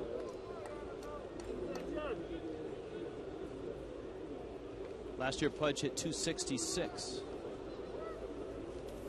And I think regardless of 3,000 hits, he's still a Hall of Famer. Oh, first ballot. But I think personally he would like to get to that magic number. 14 All-Star teams, 13 Gold Gloves, 7 Silver Sluggers. And his career caught stealing percentage is ridiculous. And you throw in an MVP award, too. 42% he's thrown out in his career. And in this day and age, 30% is considered very good for a catcher. Counts 1-2 to Alex Cora, with Ramos the catcher at first.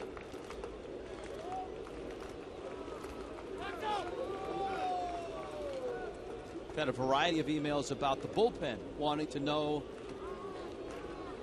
if we feel the Marlins bullpen is that much improved from last year.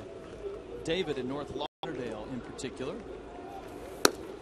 Well, I think, David, if you focused on Sunday's game against the Mets, you would say no. But I think the big picture overall, if they pitch the way they're capable of, it's like Ryan Webb getting ready, then it is going to be a better bullpen than it was last year.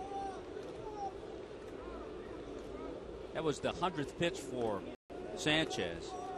Last year he averaged a little over 101 pitches per start. And his high was 126, and it was against the Washington Nationals in August.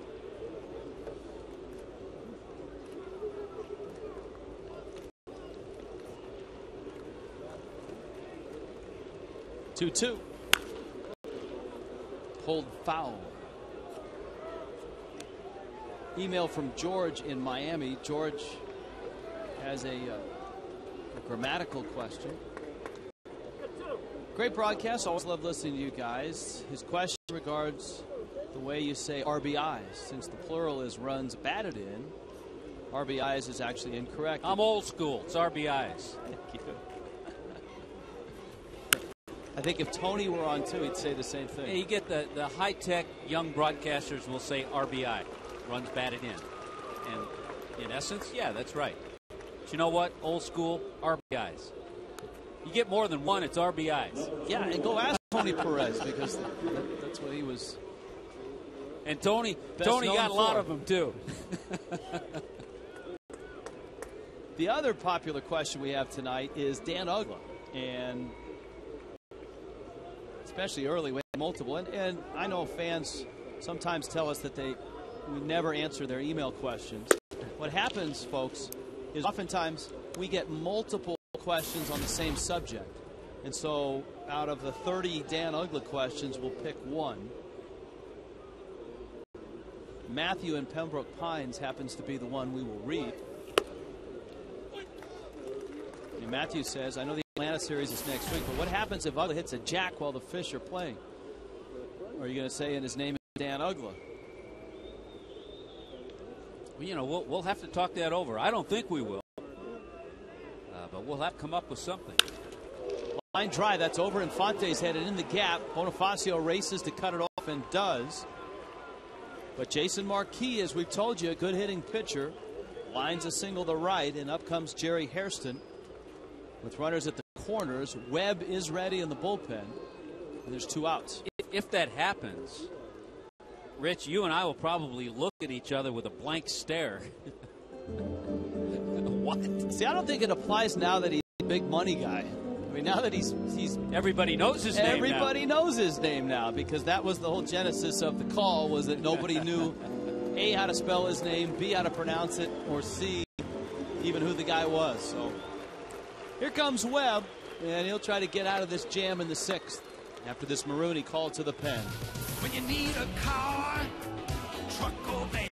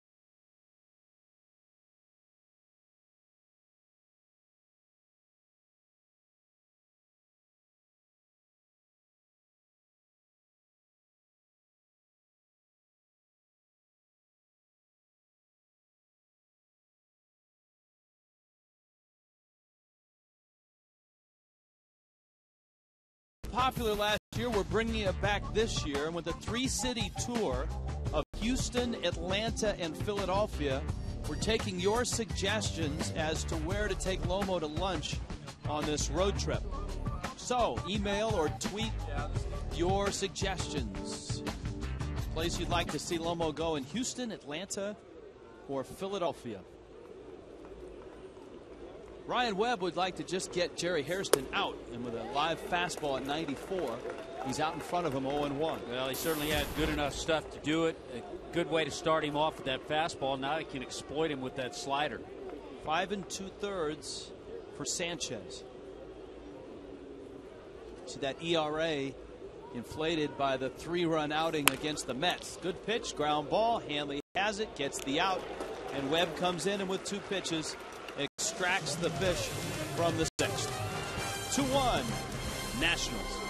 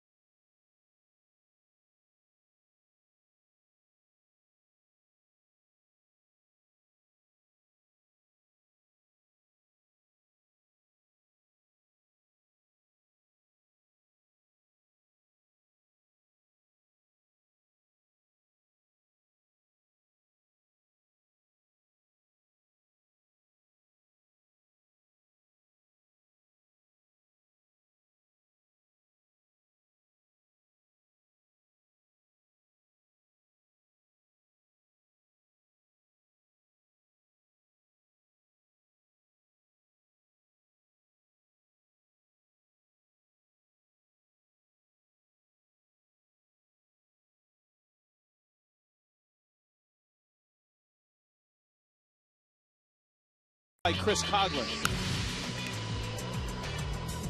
Good jump, good route, and a great landing. Coughlin held on to the baseball. It's the second time we've seen him leave his feet on a play like that so far this season. Our Coors Light freeze can. Of course, you know what they say. I guess any landing is a great landing. These days, I think you're right. Well, Marquis ventures into the sixth inning, and the Marlins have had their opportunities. Runners in scoring position the last 2 innings. Had a runner at second with 1 out in the first and didn't get any of those runs home. It's a Logan Morrison home run. The only thing the Marlins have to show for it. Morrison has 2 of the 4 hits for the Fish, a homer and a line drive double as well. Well, one of the big differences is pitch count in the 2 pitchers. And for Anibal Sanchez, 12 batters saw 5 or more pitches. Now, if a hitter sees 4 pitches, that's pretty patient at bat. 12 batters saw 5 or more pitches. Jason Marquis, he's been a little more efficient. We talked about his success. Won 15 games for the Cardinals in 04, won 15 games for the Rockies in 09. 0-1 pitch to Hanley. Sounded like he broke his bat on that swing. Yeah, Morse got it off the end of the bat. And Hanley is 0 for 3 in this one and 3 for 17 to open up the season. Here comes Gabby Sanchez, who's hit the ball hard twice, but is 0 for 2. Back into the email bag from Gainesville. Our buddies Eddie and Frank indicate that Eddie and Frank are getting thirsty, and we need you to say crack staff. That's one of the popular games, University of Florida. Well, we did the other night, by the way, have our crack staff from the West Coast crack staff touch base with us. Crack staffers all over the country with the extra innings package. So cheers. Or MLB.TV. Gabby takes. It's 1-0. See, crack staff. He knows the drill.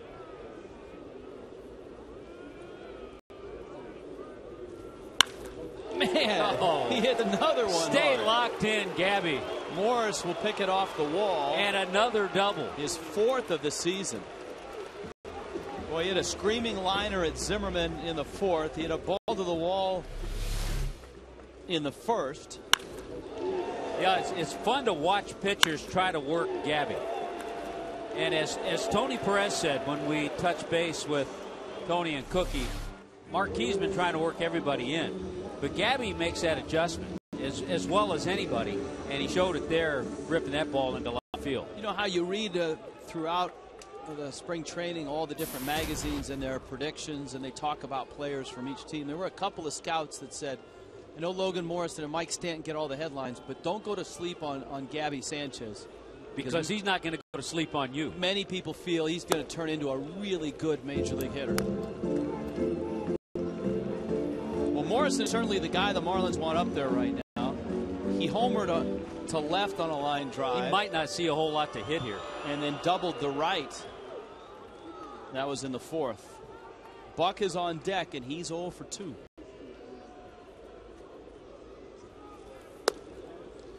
That's the hope that with Morrison is that as he grows in terms of a power hitter, he keeps the plate discipline that he's always had. I think he will. I think he will.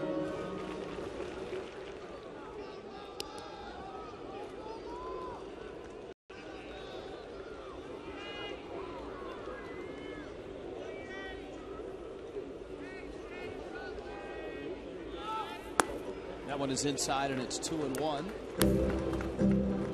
Kevin in West Palm Beach wants to know, so are the sweater vests not cool anymore? What's up with you guys? It's 80 degrees. Come on, Kevin. Breaking them out for the road trip, but I understand Houston, Atlanta would be one. Maybe Philadelphia.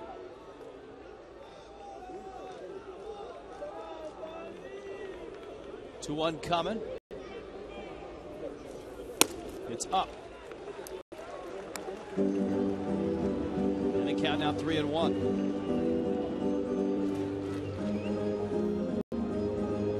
Nobody has budged in the Nationals bullpen. No need to, with Marquis pitching as well as he has, and he's only at 70 pitches here in the 6th inning. Yeah, he's done a lot better job than Anibal Sanchez did in the pitch count area.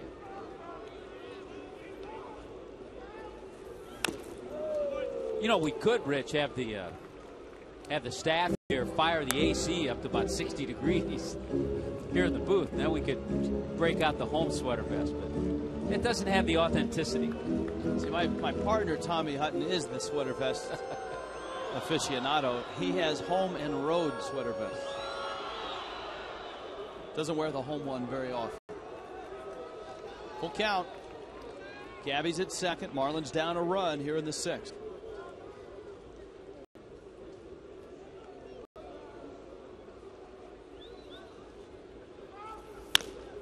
Morrison has already hit as many home runs this year as he did last year. Yeah, and over 200 at bats. You know, I'm just thinking, Rich, I may introduce at the fantasy auction a game-worn sweater vest for an auction prize. Something with a little Philly cheesesteak drizzle on it. 3-2 coming again. Struck him out at the knees. Marquis gets a big strikeout. Morrison goes down, and it's up to John Buck as once again the Marlins have someone out there in scoring position. I think that's a case. A couple of things here. This is borderline pitch. It's real borderline. But you have to be a little aggressive in that situation. But I also think it's a case where Logan Morrison with first base open might not have been thinking fastball. Might have been thinking something off speed. Couldn't pull the trigger. And the bottom line, it was a great pitch by Marquis. Here's Buck. John Buck hits it to center field and Keel back. And he reaches up and makes the catch. The Marlins leave another in scoring position. Jason Marquis still on top, 2-1.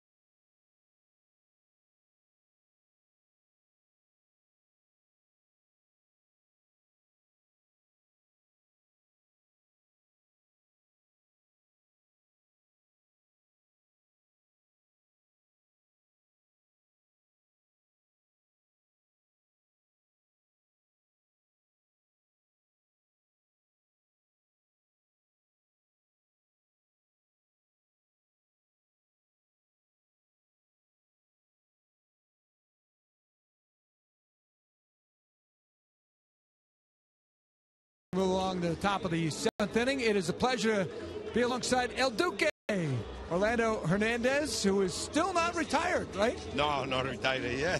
Not yet. He's still 12 years in the big leagues, won 4 world championships. You have your son here, Orlando, and the Caribbean Lions. How are they doing in Little League Baseball? Yes, I'm doing great. My kids play very well. I feel happy. I started play in baseball, but right now I enjoy my time with my kid, with my family. I think it's a good time for me. I will be back in soon. Now, wait a minute here, because even when he comes to watch the game, he showed he had very good hands here. Maybe after the pitch, you've got 2 foul balls in this game. Is that right? Yes, it's a good lot. You know that I catch 2 foul balls. There's one of This them. one, yeah. All right, maybe we can take a look at this now. Was it an easy play? I'm sorry? Was it an easy play, the foul ball that you saw? No easy play. Never is easy play. This is never is easy, never. Hey, how much fun is Levon having pitching for the Nats? We'll see him tomorrow night. Yes, I back there. I back tomorrow, and I'm happy for him. Him feel great. He pitched great last start. We waited for tomorrow. I'm sorry, Marlin, fan the Marlin, but Okay.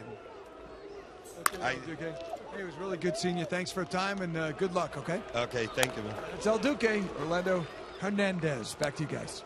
All right, thank you, Craig. Good to see him at the ballpark. Yeah, it is, and it's good to see guys who have experience in baseball have Little League teams. I was talking to Alex Cora earlier, J.D. Arteaga, pitching coach with the University of Miami. They have a team of Little Leaguers. They're out here tonight. So it's good to see those guys stay involved with the game with kids. Mike Dunn in the bullpen. Ryan Zimmerman is up. Zimmerman has walked twice and homered. There was a Zimmerman email a way back. Jordy in Miami. Am I wrong for thinking that the Marlins should just intentionally walk Zimmerman every time he comes to the plate? He always kills the fish. Seems that way, doesn't it?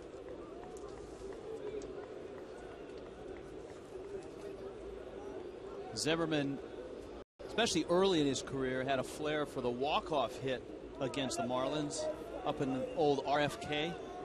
Seemed like every time there was a holiday and the Marlins were there, Zimmerman would hit a grand slam or a Mother's Day RBI single. Yeah, they keep him at home on the holidays. Over 300 with 14 career home runs. I think against the Marlins. A 4th of July hit, yeah. Walk-off hit as well. Of course, he opened up the Nationals Park with a walk-off homer. I think that was against the Braves. Against the Braves. So he has a flair. He does. He has a contract also through 2013. Grew up in Virginia Beach, University of Virginia product. One of the many players to come out of that Virginia area. And it's not an intentional walk, but it is a walk. The 3rd he has drawn. Here comes LaRoche. Here comes the Baker Concrete Super Saturday 16 game plan. Enjoy all 11 Saturdays plus closing day and 4 other great matchups, all for as little as $12 a game. 1-877 Marlins or go to marlins.com/Super Saturdays. Ryan Webb is going to give up the baseball, and Mike Dunn's going to come in with LaRoche coming to the plate. Here comes Dunn. It's 2-1 Nationals in the 7th. Truck go bad.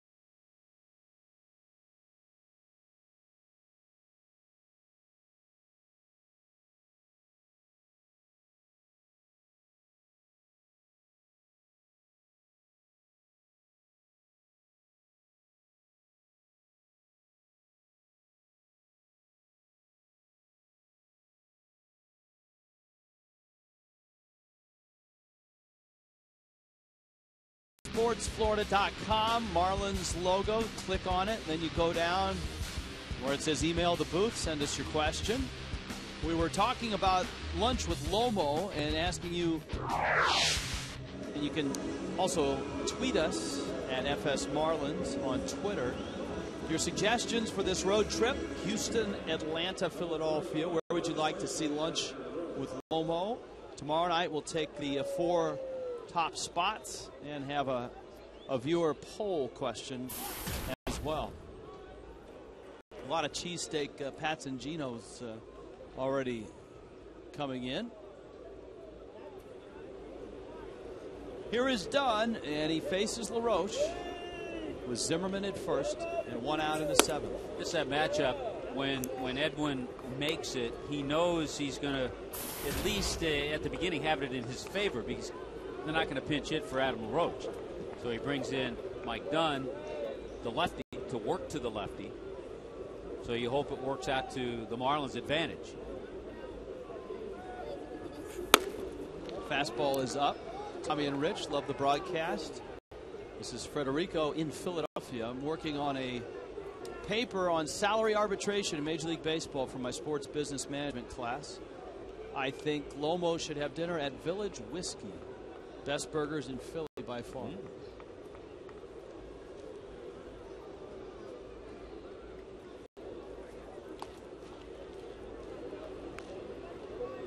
There was a terrific Mexican restaurant where we all dined on a night off in Philadelphia last year. El Vez, I think. El Vez.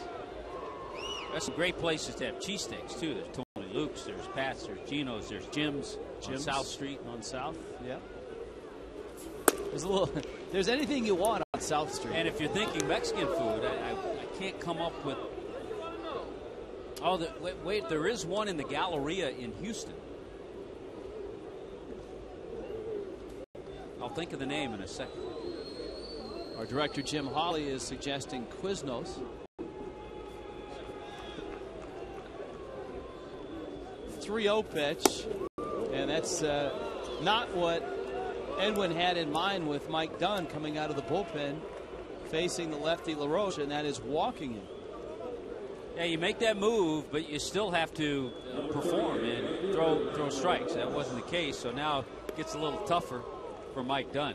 Mama Nymphas in Houston and now also in Atlanta.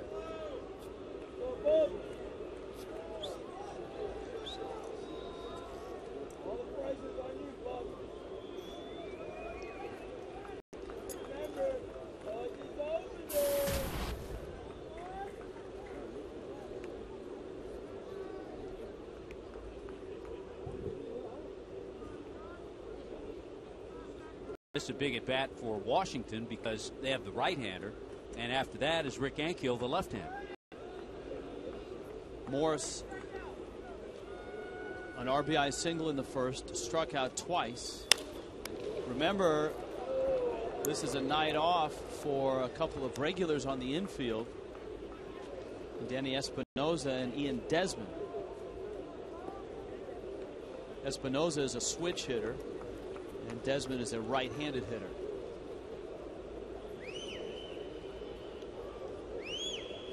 They also have Matt Stairs on this team as one of their pinch hitting weapons off the bench. Stairs, who turned 63 last week. She's 43. You know, actually he's collecting Social Security from Canada and the United States. Matt Stairs, and again, he's kept the weight off that he lost last season. He looks like a totally different guy from the first 15 years of his career. Good pitch by Dunn, who's run on it, and it's 1-2. Much better. Mike Dunn has got back in the strike zone more so than he was able to do against LaRoche.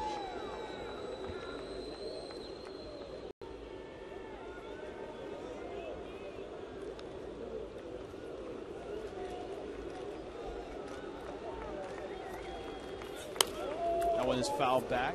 Would not be an email Tuesday without a question about Alfredo Amezaga. Manny from Delray Beach wants to know, where is Amezaga this year? I think he's in the Rockies organization. I believe he was in camp on a minor league contract with the Rockies. I don't think he made the team. No, he did not.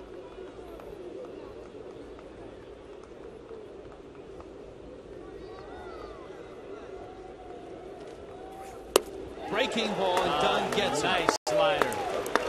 That's what Mike Dunn features, a good fastball and a slider, and he put away Morse with a dandy.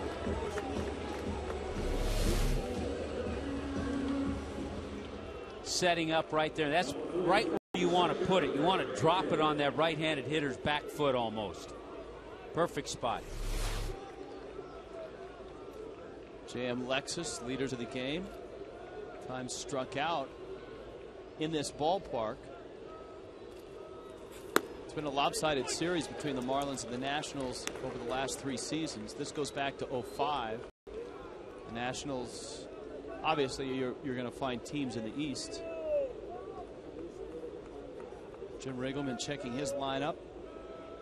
Got Ankiel up with Zimmerman and LaRoche on base.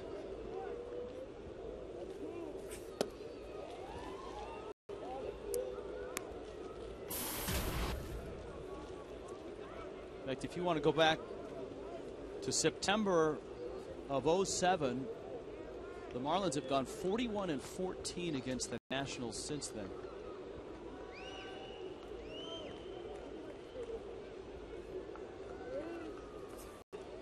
I'm looking at baseballreference.com under Meziga, and he appeared in one game for Double-A Chattanooga, which was the Dodgers' Double-A outpost last year. And I don't see him on any roster right now.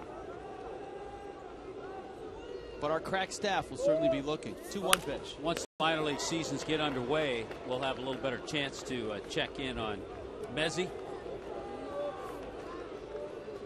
That microfracture surgery that he had on his knee is not an easy one to come back from. Well, ask Carlos Beltran. A couple other guys have struggled with that too. 2-2. Dunn trying to finish off the Nationals here in the 7th.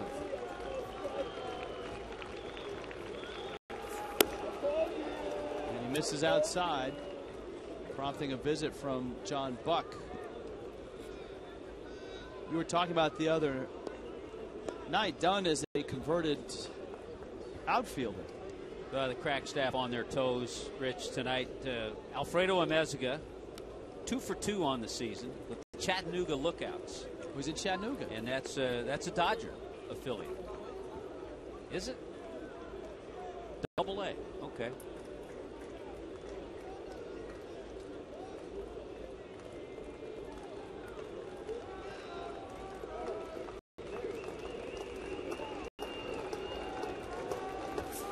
Two is down low, and that's a walk to Rick Ankiel. Well, the frustrating part is Mike Dunn has walked the 2 left-handers that he's faced. And now you got Ramos coming up. Actually, you know what? I think the crack staff is mistaken on that one. I'll tell you why. That happens. That happens. That's why they're the crack staff. Here comes Randy St. Clair. Become a Marlins season ticket holder in 2011. Enjoy the best savings and benefits in the majors. Choose from a variety of plans, including full season, half season, 10-game flex plan, and more. Season tickets start just $85. Secure your seats today at 1-877-Marlins. I've got them in 2010 having those 2 at-bats at Chattanooga, going 2 for 2 in that one game in Chattanooga 2010. Well, crack staff living in the past.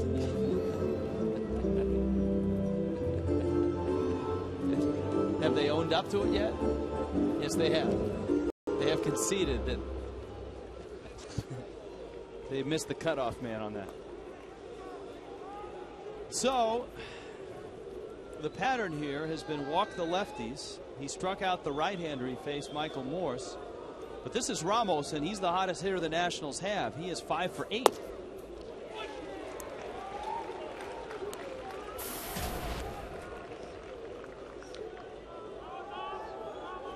As you pointed out, the allure of Dunn is that he can get lefties and righties out.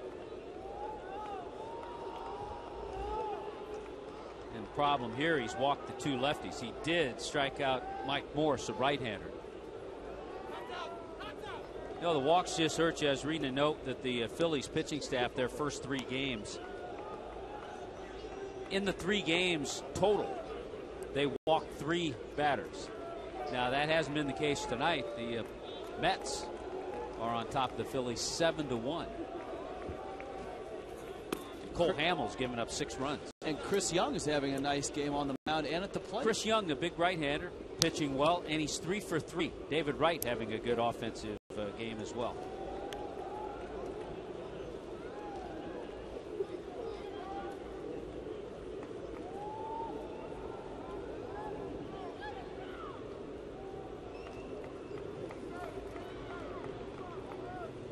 One. Ramos shoots it foul, and it's 1-2. See if he goes with that same pitch that he put away Morse on, that slider down and in.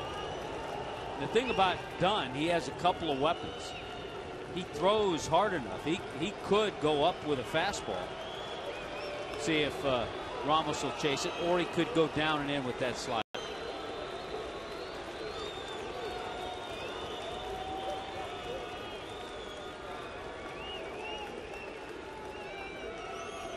Bags are loaded. Foul back to the screen. Well, the slider, he didn't get in the right spot. Matt from Fort Gordon, Georgia has this email. Just returned from deployment in the Middle East. Great to hear you guys and see Marlins baseball for a change. I've been able to get the MLB extra innings and excited to listen and watch to a majority of the games from Florida when I was in the Army. His question is, will the Marlins plan on doing anything to commemorate all the good years at this current stadium? 1-2 pitch.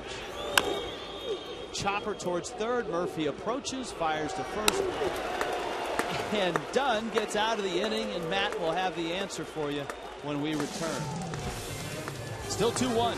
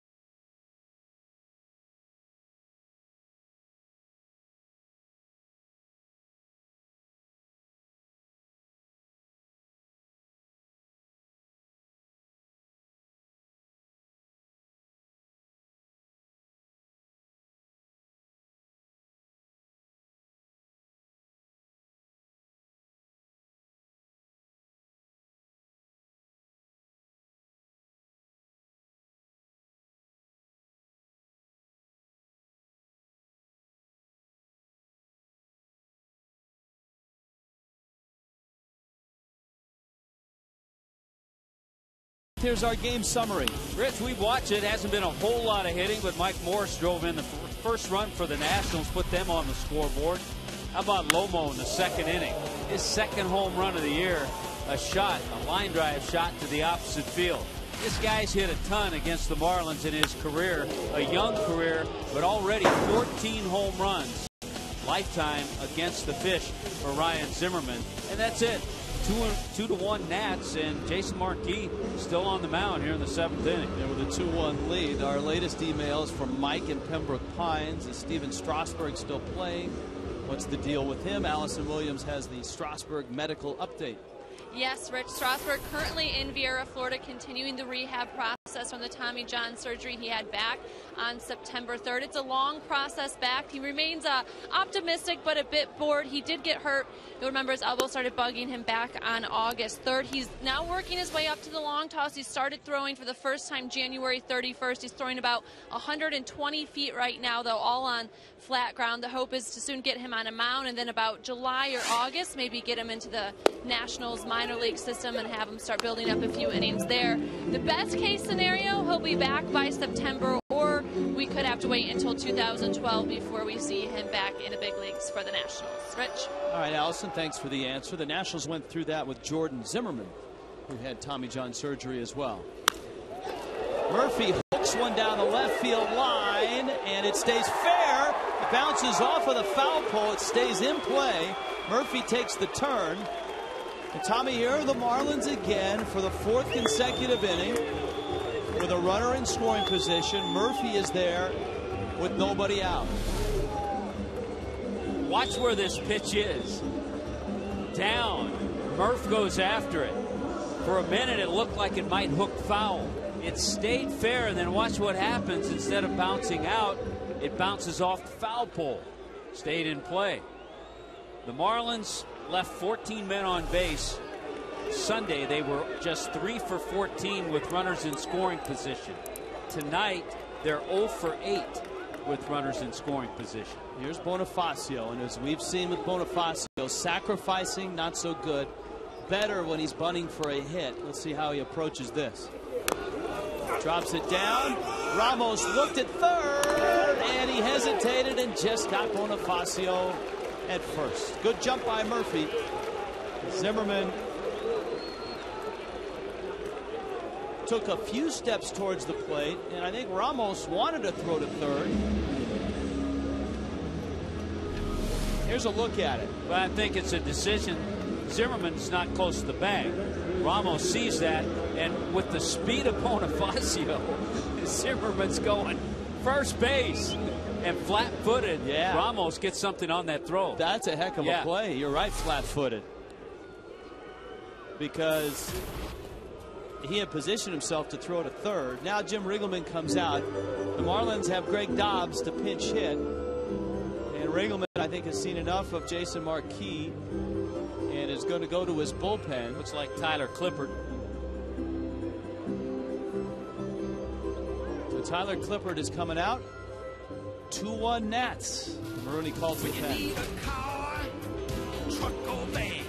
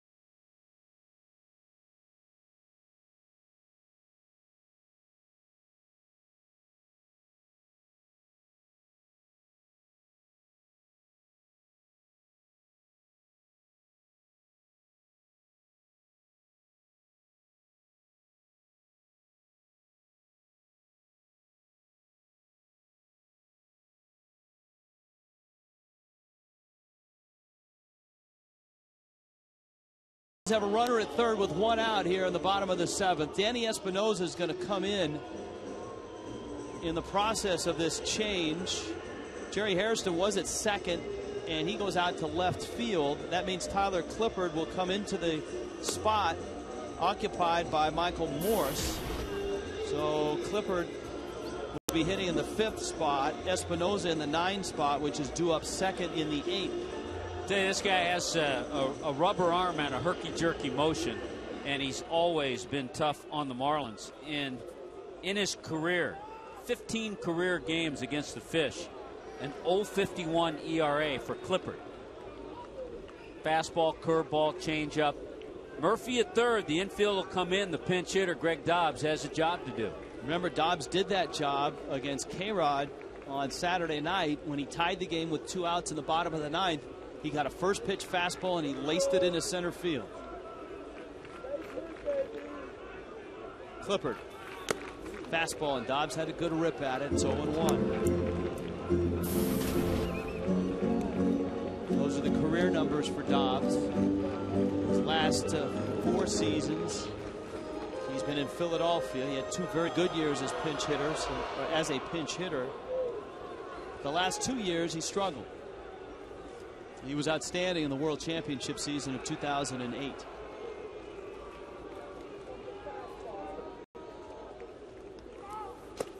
Breaking ball from Clippard. Ramos smothers it. Dobbs is 32. He played college baseball in 2 spots. Long Beach State, pretty good program there, and Oklahoma, pretty good program there. His roommate at Oklahoma, Jason Bartlett.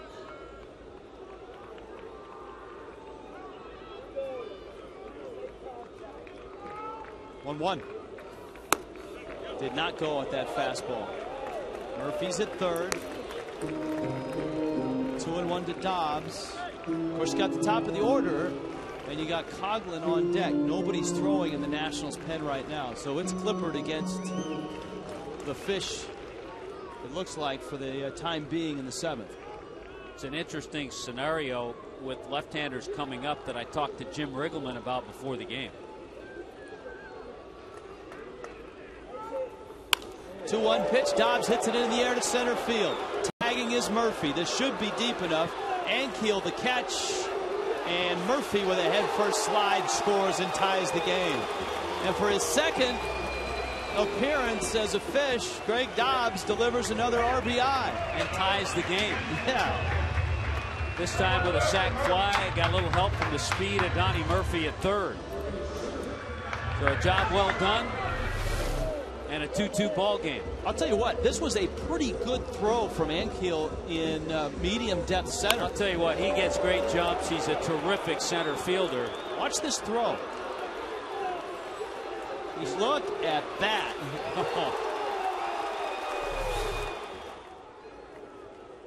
Here's Coghlan now. The point I was trying to make about lefties, Riggleman's been using Sean Burnett, one of his lefties, to close games. Burnett and Drew Storen. The other lefty, Slayton, Doug Slayton, has been just so-so. So he doesn't have 2 lefties to bring in early in a game for matchups because he has to kind of save Burnett. So he said Burnett's role last year was coming in a little earlier. So it makes it interesting, but he has confidence in Clippard pitching against left-handers.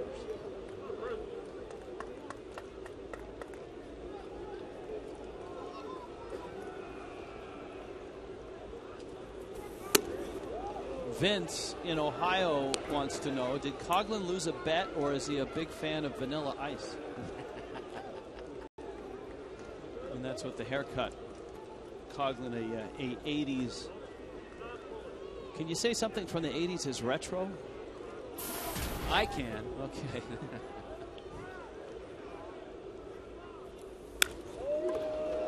It's a little pop-up out behind the second baseman, and Espinoza into the game. Makes the catch, but the Marlins finally chase home one of those runs and tie it at 2. Here comes Clay.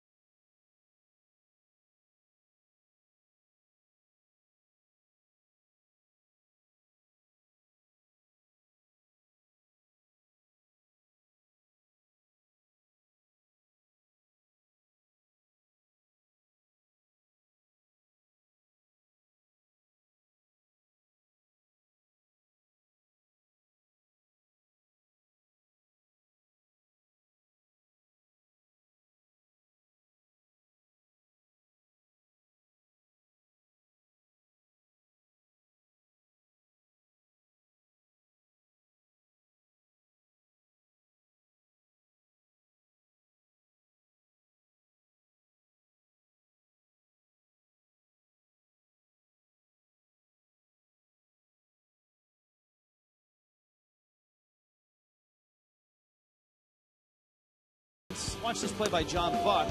The difficulty here is he has to throw it on the foul side of the bag. You see where Gabby sets up, and that prompted an email from a fan, Michael from Naples.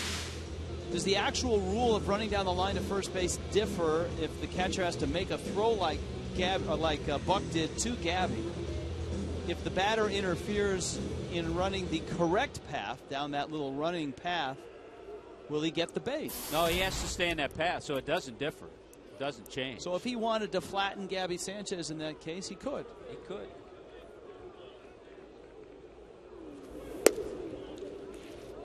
Clay Hensley has the 8. Marlins and Nationals tied at 2. Rich, we have an interesting scenario here tonight with the pinch hit RBI by Greg Dobbs. That gives Dobbs 54 career pinch hit RBIs. And he is second amongst the active leaders. The leader is Matt Stairs, who you mentioned over in that Nationals dugout. And third on the list is Wes Helms. Wow. And they're all here. They're all here. Stairs with a substantial lead, 86 pinch hit RBIs. It's an email Tuesday and a Twitter Tuesday at FS Marlins on Twitter. FoxSportsFlorida.com. Click on the Marlins link and then go to Ask the Announcers. There's the Twitter address at FS Marlins. So tonight, Rich, was that your first tweet? I did. I had my first tweet signaling our big night tonight. Kicking things off. Alex in Miami, are you guys taking any angry emails this season? I think we've already read a few angry emails. We usually have our angry email of the night. Struck him out at the letters. Hensley gets Cora.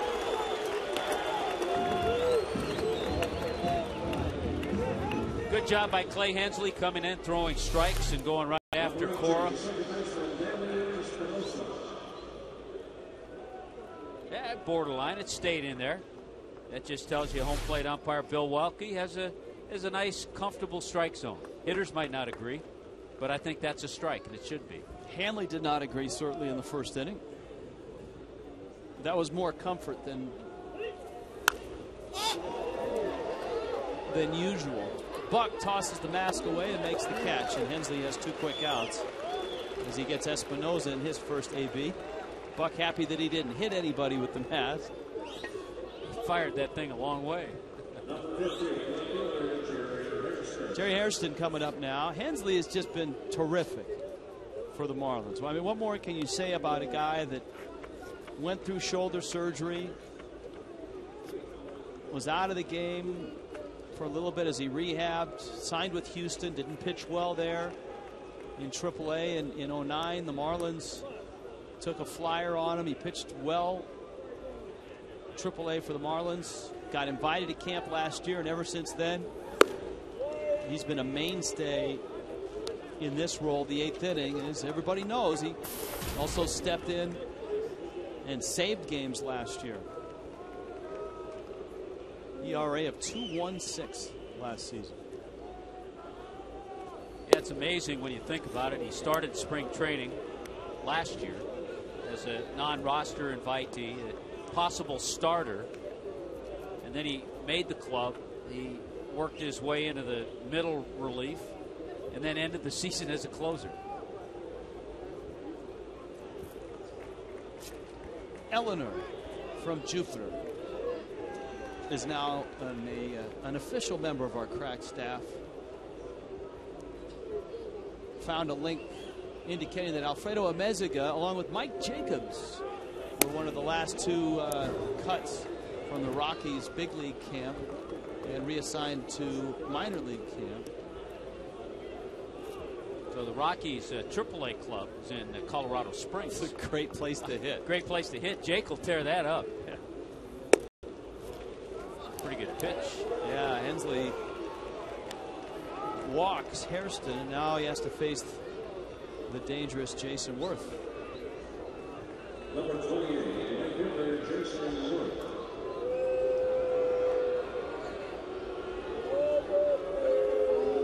7 walks tonight issued by the Marlins pitching. It's tough to win games when you just put runners on. And in contrast tonight, between Jason Marquis and Tyler Clippard, no walks.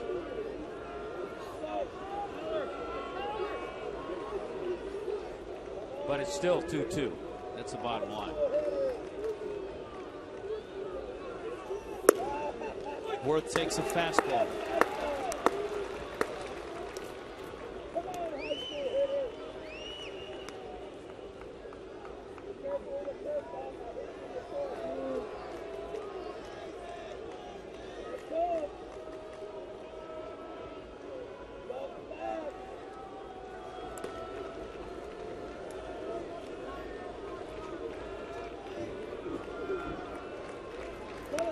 Hensley facing Worth.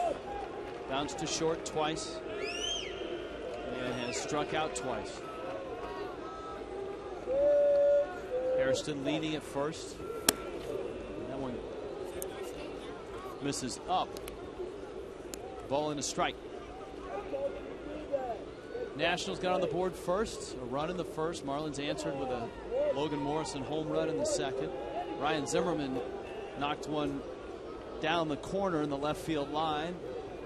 Gonzo's corner. Gave the Nationals a 2-1 lead.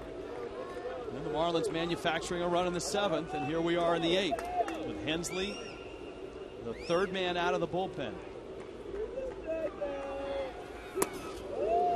The first two were Ryan Webb and Mike Dunn, and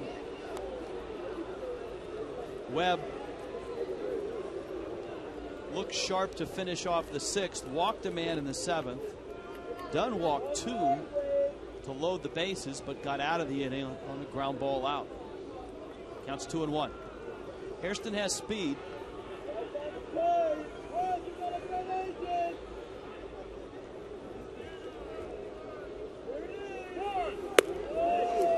And a strike.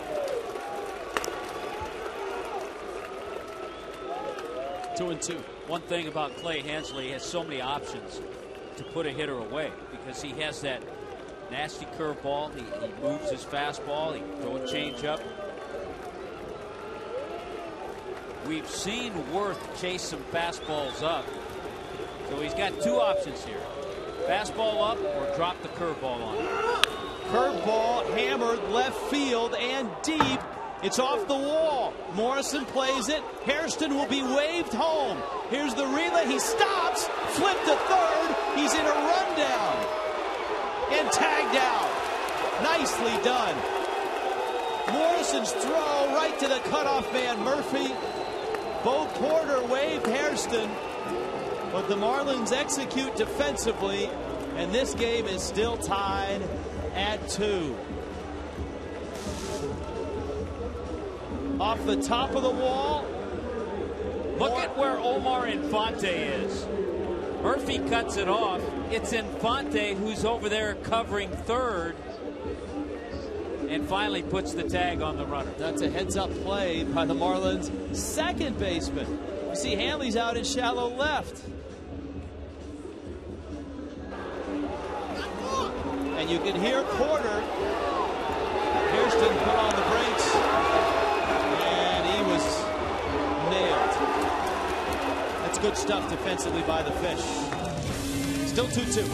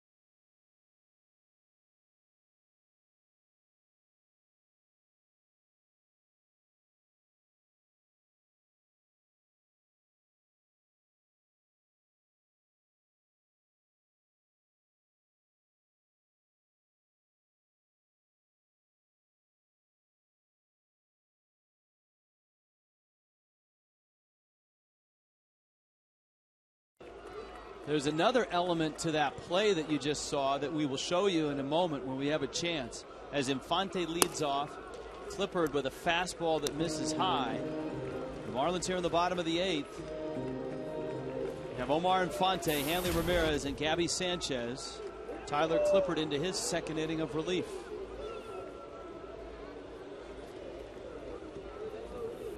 And Clippard has gone 2-0 on the Marlins second baseman.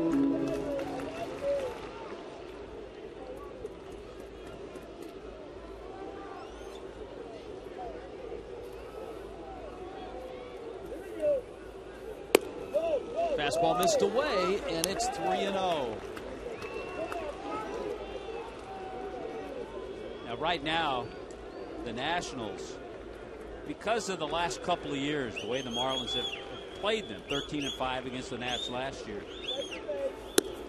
lost them. They're thinking all the things that can happen right now. Let's go back and look at that play and watch the third base coach for Jim Riggleman, Bo Porter. Bo Porter's right there. Now watch how when the runner comes, he's waving him with his right arm. He's saying, come on, come on. Then he puts the stop sign on. Now, you can make an argument for both sides. He's waving him before he gets to the bag. And then Harrison put his head down. And when he put the stop sign on, Harrison didn't see him. But just the instincts for Infante to trail the runner all the way from second to third. I love that because he's saying, okay, that's a sure double by Worth. I don't need to be in second. Hanley's out because the ball is being played off the wall by Logan Morrison. So Hanley had to go out into shallow left field, and Murphy was in to get the cutoff. He went to third base. Great instincts. And if Infante is not at third, Hairston gets back there because Murphy can't beat him to the bag. So here's Hanley with Infante at first. Nobody out. Bottom of the 8th.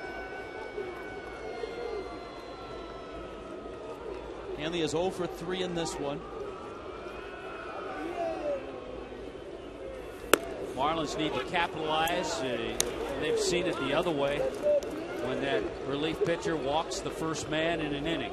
And that was the first walk of the night issued by the Nationals.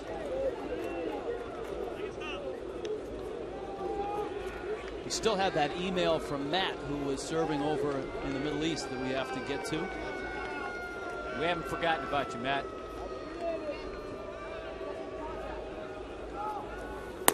That's high. Matt, who, when he was deployed in the Middle East, used to follow the Marlins on MLB Extra Innings.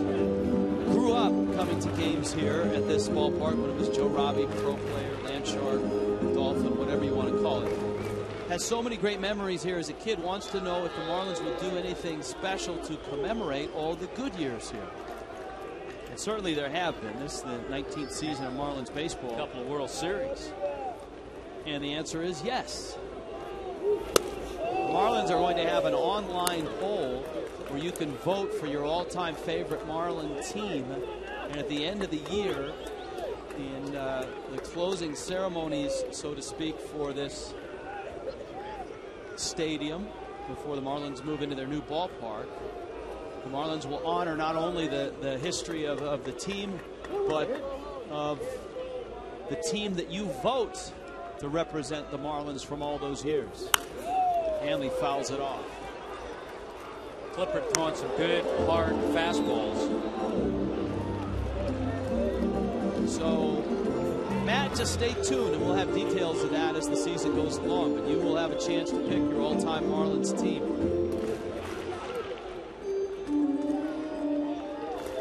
Hanley Ramirez, a good shot to be the shortstop on that team. I would venture to say Jeff Conine. A good shot to be in the outfield. I'll tell you what's going to be. I think outfield's going to be just outfield. It's not going to be left, center, or right. I'll tell you that the toughest call is going to be at second base. Do you go with Louis Castillo or do you go with Dan Uggla? One leads the franchise in home runs. The other, I think, leads in hits, right? Yeah. Yeah. That's a tough call. Louis, of course, won some gold gloves out there. How about a tie? Come on. Can we have a DH in that game? Yeah, that'll go to Uggs. That'll go to Uggs. You're right. 2-2. Hanley goes after a fastball and fouls it off. Yeah, you think catchers, Charles Johnson. CJ after 1 year of Pudge. Who's your third baseman? Miguel Cabrera or Mike Lowell? That's another tough one. You could put Biggie in the outfield. Remember, he was playing in right field when he first came up. It's a good call. But then where do you put Gary Sheffield, if you so choose to? Be kind of fun.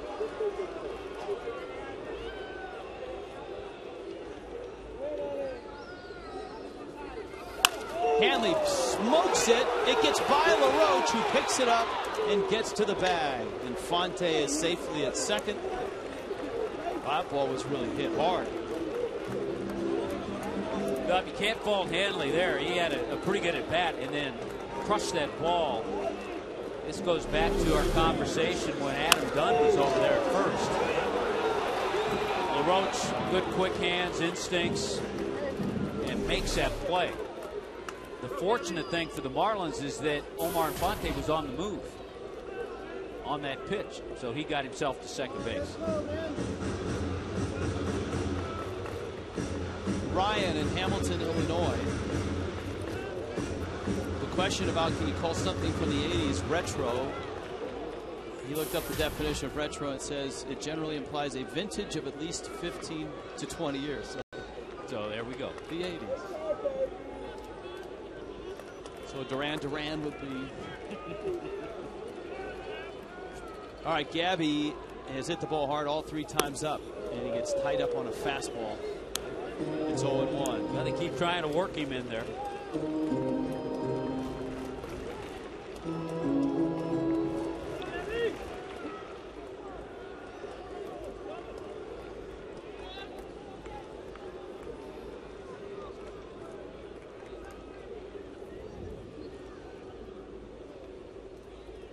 Fonte's at second.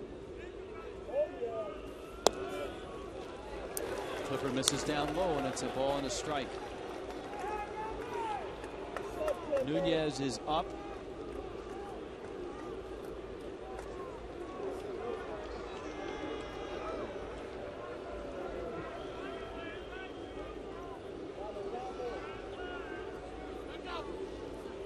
Gabby calls time and steps out. Marlins trying to get their first hit tonight with a runner in scoring position. Greg Dobbs drove in a run with a sac fly, and of course Morrison a solo homer.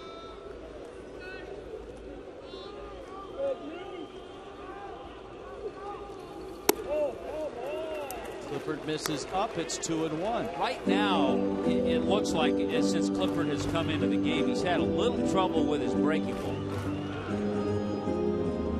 So if you're a hitter, you see that, you got to be aware and alive for that fastball, and he has a good fastball.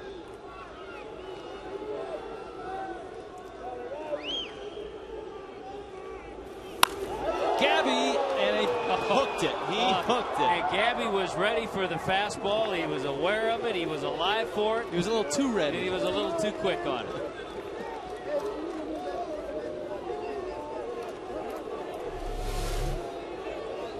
Here it comes. He pulls the trigger just a little too fast.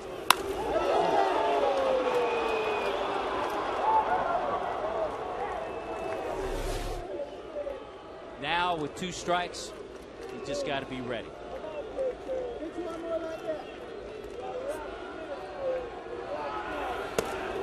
Change up. And it struck him out.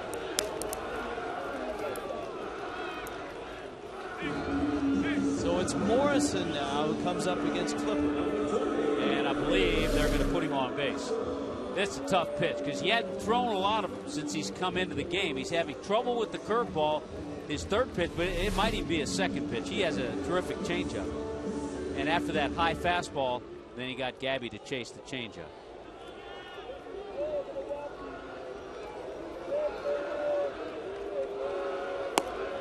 In 2 or 3 months' time, is this a spot where if you have John Baker as your backup catcher and Baker's swinging the bat pretty well? I think it's a possibility. I think a lot of it depends on the game, how John Buck's swinging the bat at the time. You know, you factor in a lot of those things. Marlins have already used Greg Dobbs, and he came through with a sacrifice fly to tie the game. Morrison has now drawn 5 walks on the season. I think the other thing to factor in, Rich, you would, if you had Mike Stanton in the lineup, after Hanley, you would have had Stanton, then either Gabby or Lomo. So it changes things a little different as to how that opposing pitcher is going to work the lineup. If you just joined us, Mike Stanton took batting practice on the field. The Marlins are hopeful that by the weekend he's in the starting lineup. They don't necessarily want to burn him as a pinch hitter, because if his condition were to worsen, they wouldn't be able to retroactively DL him to the last time that he played. So here's Buck.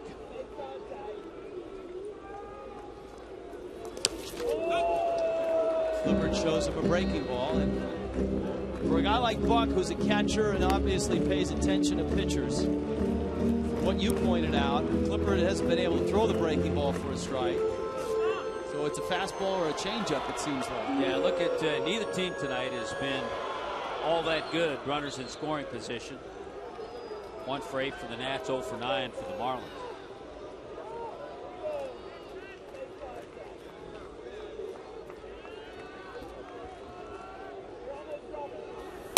Fastball is up. Donnie Murphy is on deck. By the way, one of the real strengths of the Nationals last year, and it looks pretty good this year, is their bullpen. They were 4th in the National League in ERA, their bullpen last year. And Clippard a big part of that. There's a ground ball out to the shortstop.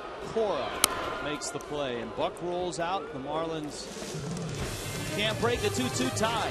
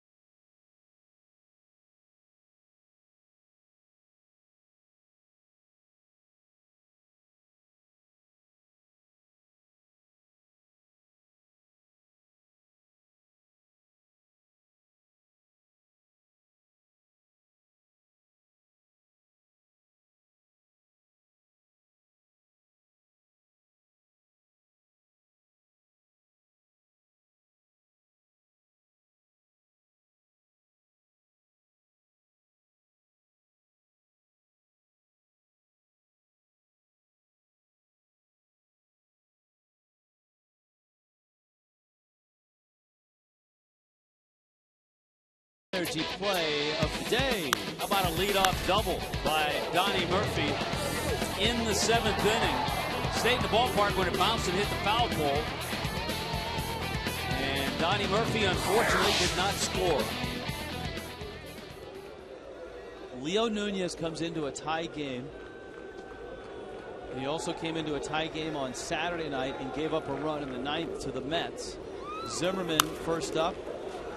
He comes out of his shoes on that swing. He gets the meat of the order, too. And Zimmerman, LaRoche, and then Morse. And Ankiel after him. Zimmerman ended up about 20 feet over on the first base side after that swing. That usually sends a message, especially to the catcher.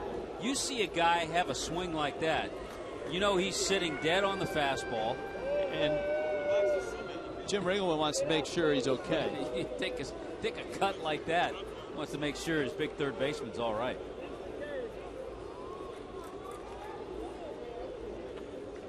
Some people pay good money to chiropractors for an adjustment such as that. 0-1. Ball in the dirt. CJ in San Antonio sends us this from his iPhone. I'm a 17-year Air Force vet. I have 3 tours to the Middle East since 2006. Who in the Marlins organization chooses when, where, and who will go on the Middle East visits? The Marlins, the only team in baseball to have done that, and they've done it the last 2 years. I think David Sampson, Marlins president, has a lot to do with that, the selection. Well, CJ says, I always seem to miss the Marlins visit, but somehow I've seen half of the NFL's team's cheerleaders, which isn't so bad.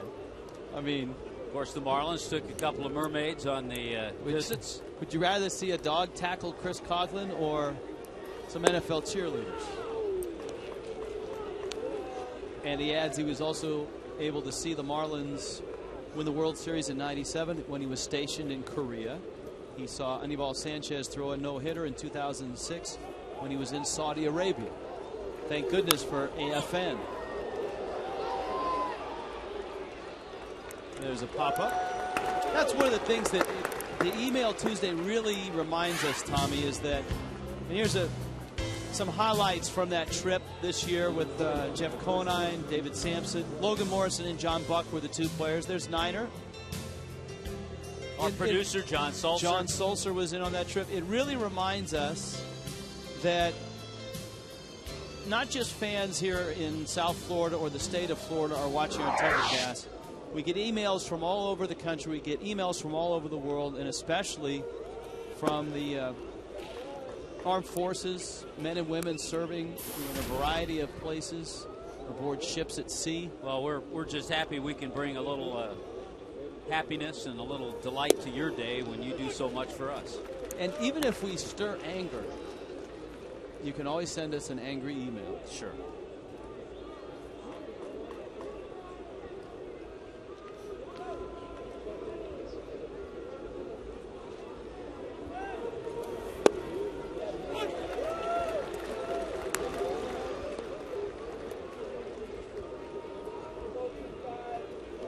One and 2 to LaRoche. I had Morse coming up next. That's the pitcher spot. So it looks like Matt Stairs is going to pinch hit for Clippard.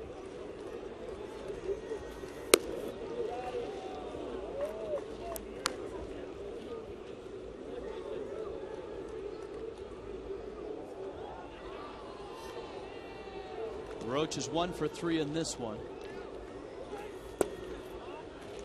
Nunez misses down low. Just the fact that LaRoche has 3 hits already has to feel pretty good for him. Drew Storen, one of the prize young arms in the Nationals organization, ready in the pen. Burnett, the Wellington native, the lefty. LaRoche hits a high fly ball. Coughlin coming over. And he makes the catch. LaRoche came into this season with a career average of .211 in April. Well, he has had some horrific Aprils. Yet he always finishes strong. And he's a guy, as we said, he's had 6 seasons of 20 or more home runs. Seems to drive in 80 to 100. Had 100 RBIs last year. And here he is. Matt Stairs, who last year broke the record of Cliff Johnson for pinch hit home runs. That's the all-time record, 23. And last year he was almost it was tough to distinguish that he was Matt Stairs. He lost so much weight before last year in San Diego. Had 6 homers last year. Pulls one on the ground. Gabby to Nunez, and a nice clean ninth for Nunez. Marlins have a chance to walk out of here. It's 2-2 in the ninth.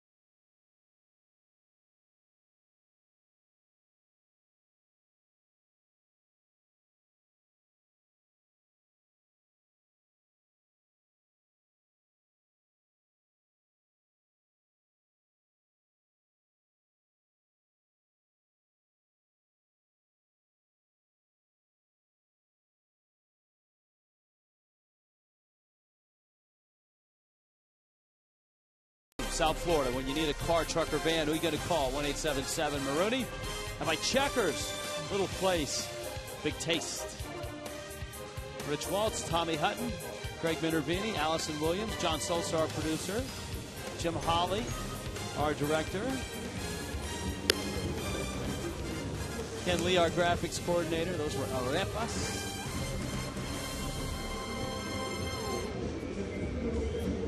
And it is Storen who comes in for the Nationals. Yeah, he's a guy who is a future closer, and he's going to share some of those duties with Sean Burnett. Got a good live fastball, 90 to 94, and a hard-breaking slider and a curveball as well. He's a guy who kind of flew under the radar because he came up on the same teams as Steven Strasburg. Terrific career at Stanford. He lights up the gun at 95 with that fastball. An email and a Twitter Tuesday tonight.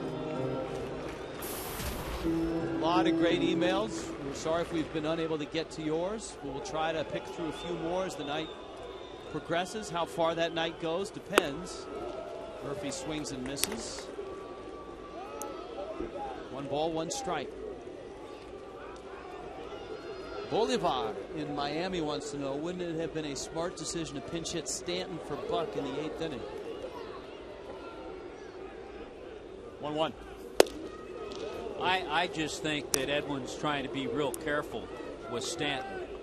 You know, if you have a slight hamstring and it's his left one, that's his front leg that he strides with. If he overstrides, takes a big cut, I mean, you can hurt your hamstring swinging just as well as you can running the bases. Here's the 1-2.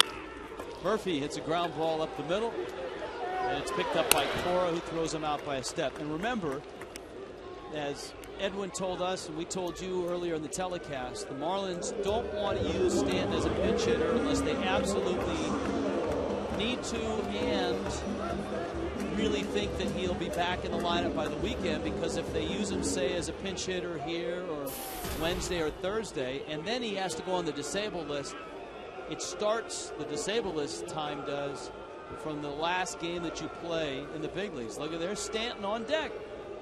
So maybe you've got an answer there. Maybe they are going to use him. The other issue, if you hit for Buck in the 8th inning, is you're down to just 1 catcher. Because if you hit Mike Stanton, then you have to bring in Brett Hayes, so you're really using 2 players, and now you don't have a backup catcher. Well, you do. Could be Gabby, could be the 3rd catcher. But you wouldn't want to get to that.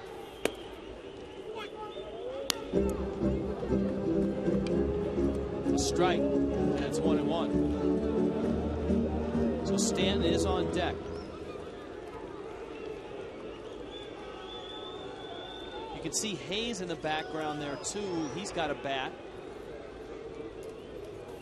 Could Stanton be a decoy? He could be a decoy, or he could be, if there are 2 outs and nobody on, send him up there with a shot to hit it out. You see Cousins has a bat as well. Helms has a bat as well.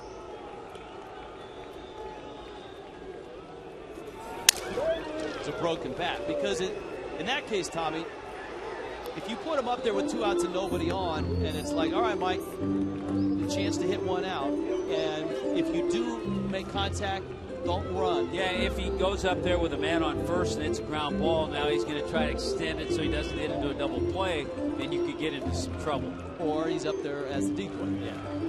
There's a lot of scenarios. Stanton taking batting practice today. This is the first time he's hit on the field. He had hit in the cage indoors. He and Sean Cunningham jogged, did some light running. 1-2 to Bonifacio. Storen. Slow tapper. Cora. Wow. That's bang bang. Cora makes the play. I tell you, Alex Cora may not have the strongest of arm, the greatest of brains, but he knows how to make plays. He knows the runner. He knows who hit the ball. So he charges this ball in a hurry, comes up and fires in a hurry. It just does get Bonifacio. And that's exactly what the Marlins are going to do here, Tommy. They're going to give Stanton a chance to knock one out. Because if he hits a ball in the gap here, You got to know that he isn't going to be running hard trying to leg out a double. Well, and he doesn't have an easy assignment either. Drew Storen throws well. And remember, not a whole lot of spring training. About the last week or so, Mike was playing. And of course, he injured that hamstring opening day. And if he walks, you're probably going to see Ricky Nolasco or somebody like that running for him. There's the big cut. Yeah, because at this point, you hate to use, especially with 2 out, another player, because your bench is a little thin in a pinch running scenario.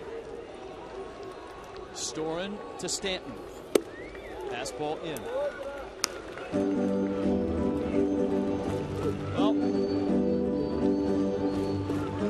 this is a pretty good indication that the Marlins feel he'll be back this weekend. Yeah, that's a good point. I agree with you. Breaking ball, did he go? The home plate umpire said he did. There was no ask down to first.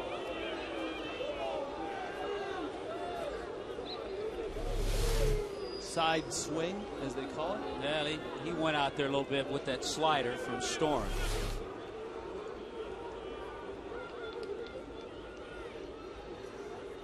Ramos wants off speed. And he got the off speed, but this time Stanton checked his swing. The count's full 3-2. This is the one thing that really impressed me in the first game of the season. Stanton had some real good takes on sliders from Mike Pelfrey.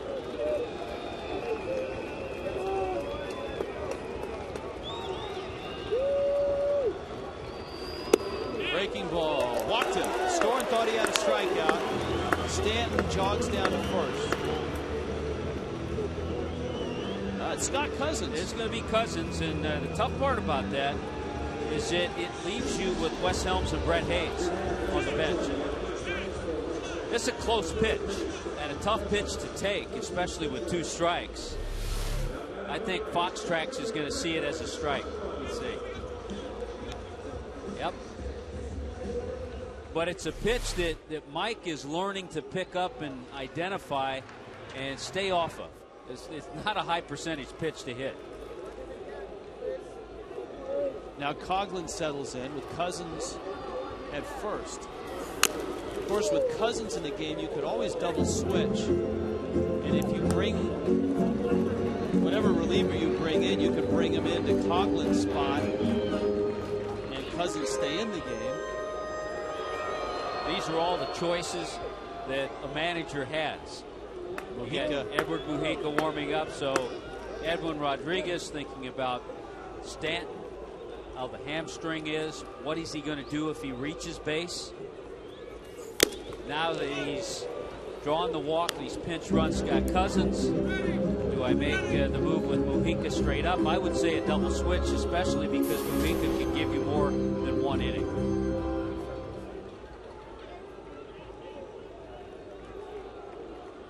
And that's why it pays to have versatile players on the bench. We had a tweet a while ago wanting to know what the heck kind of a question was it that I asked last inning when I said, well, which would you rather see, NFL cheerleaders or Chris Coghlan attacked by an Army dog? That viewer obviously didn't see the footage of Coghlan from his visit 2 years ago. Coghlan a one-hopper, and that's Espinosa makes the play. When John Baker convinced Coghlan to dress up in the attack suit and run away from the dog. Coghlan, it's a sharp one-hopper, and it looks like extra innings. 2-2.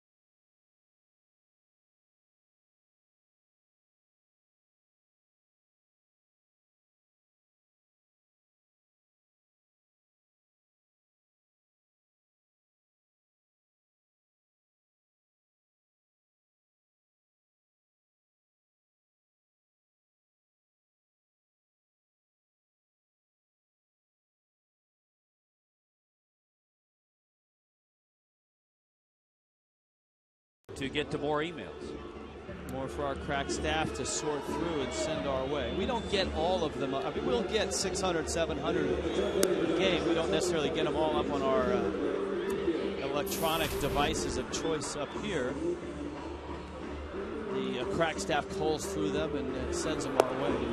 Mujica takes over for Nunez. Leo worked a scoreless ninth. Good to see Leo with a 1-2-3 inning, made some good pitches. Now it's up to Edward Mujica to keep it a 2-2 ball game.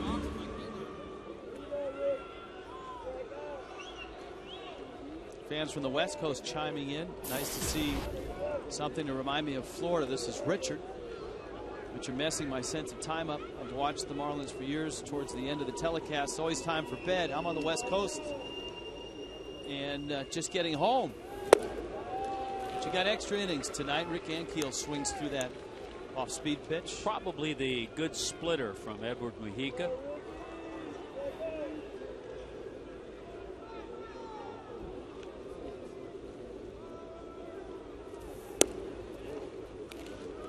Mujica, who had that misstep on Sunday on the errant throw by Bonifacio, he came out of the game. Said he felt something behind one of his knees, and it was merely precautionary to get him out of the ball game. He's fine.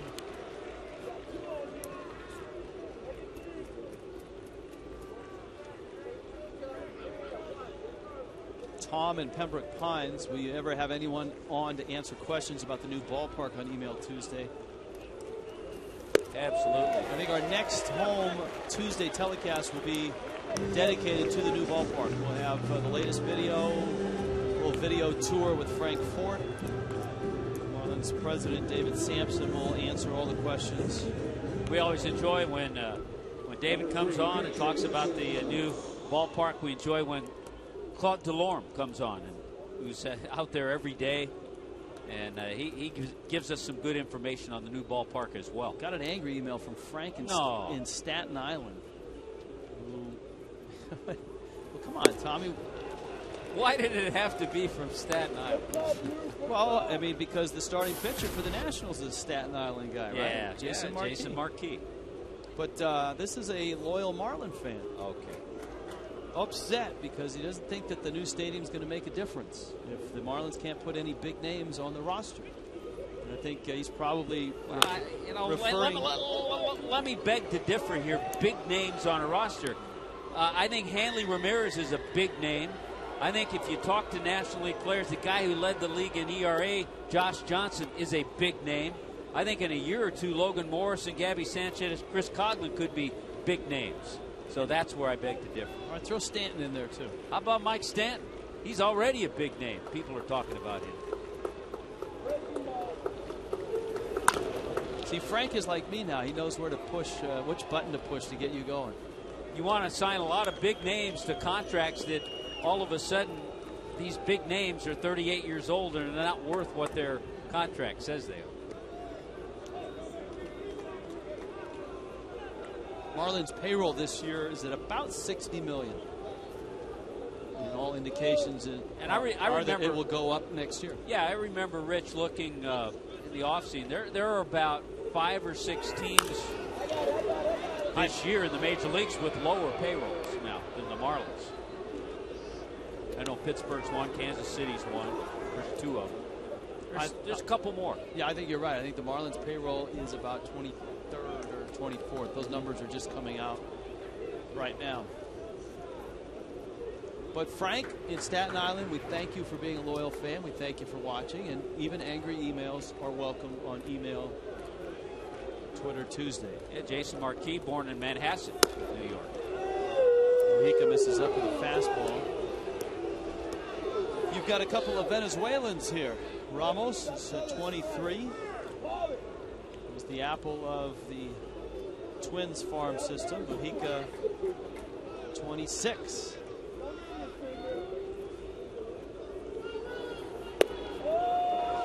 Change up. It's 2-2. Toronto, San Diego, Pittsburgh, Cleveland, Kansas City, Tampa Bay. Lower payrolls than the Marlins.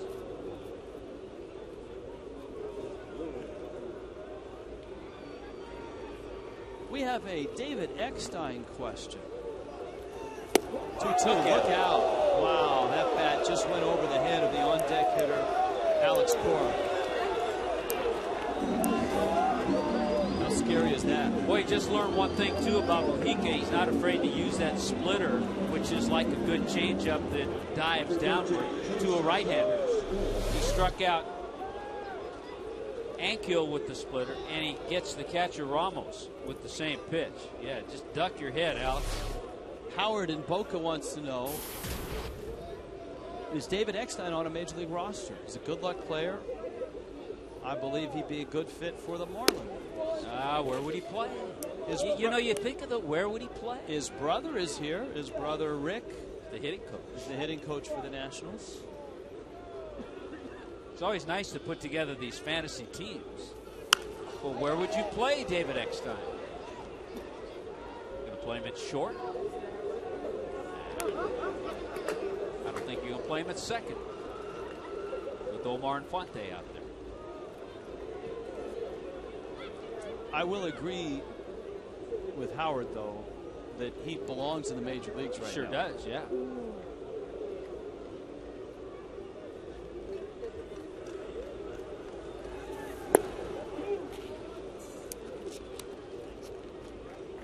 Tom in Glendale. Rich and Tommy, can't wait to see the Fish in St. Louis in 26 days. Flying in from Arizona. We'll have signs, and the Marlins Mohawk guy will be with us again this year. 4-game series. Donnie Murphy makes the catch. Bottom of the 10th. This might be a late night with the Fish kids.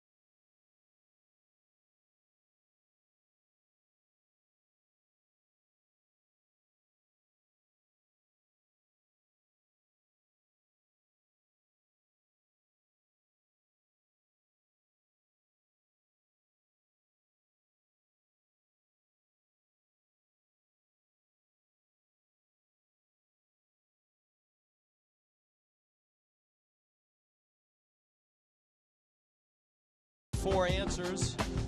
We've had many suggestions. Top 4 suggestions we will have tomorrow night on our poll question.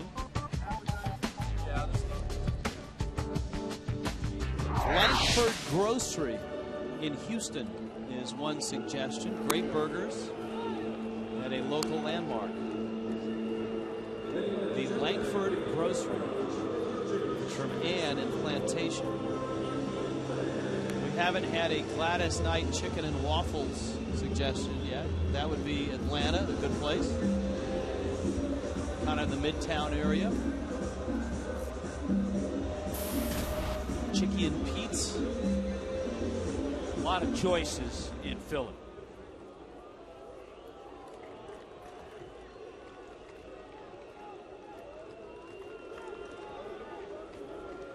Infante, Hanley, and Gabby Sanchez. Storin stays in there, and he's throwing hard. And I think, Rich, our director, Jim Hawley, still pushing for Quiznos in any city.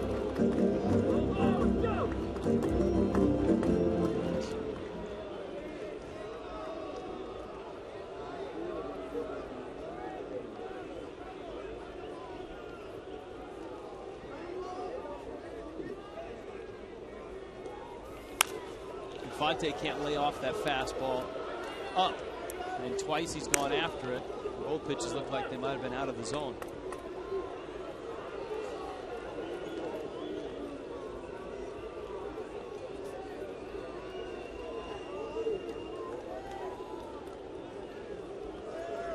In a tie game in extra innings, these are the guys you'd like coming up. The Varsity in Atlanta, one of the popular greasy burger joints right near the Georgia Tech campus, and a local landmark. Hey, Todd Coffey.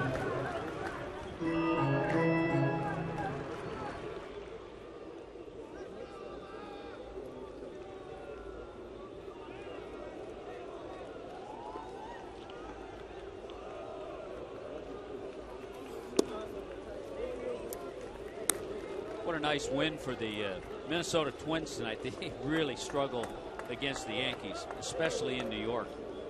Yankees had an early 4-0 lead. Twins scored 4 in the 8th to tie and 1 in the 10th to win 5-4. That's a nice morale booster for them.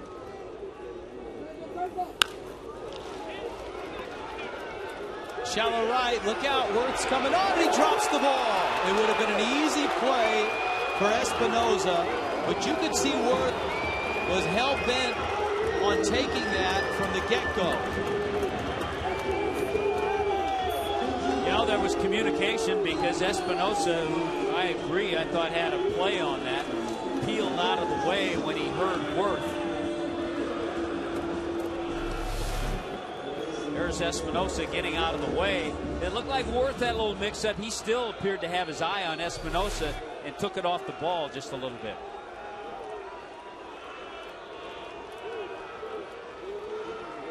So Hanley is up. You got Infante at first, E7, or E9, excuse me. And that one kicks away from Ramos. Infante is in scoring position. And now things really start to get interesting.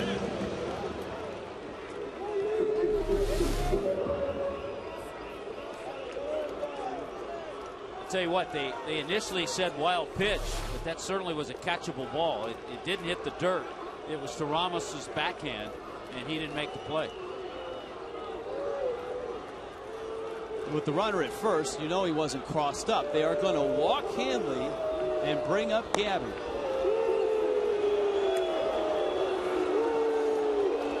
Well, if you look at what they've done this year so far, Gabby certainly has been the more dangerous hitter than Hanley. Although Hanley smoked one his last time up, Gabby has doubled in 4 trips. A couple of guys that really need to get on track. Hanley 3 for 18 on the season, and Chris Coughlin 2 for 17.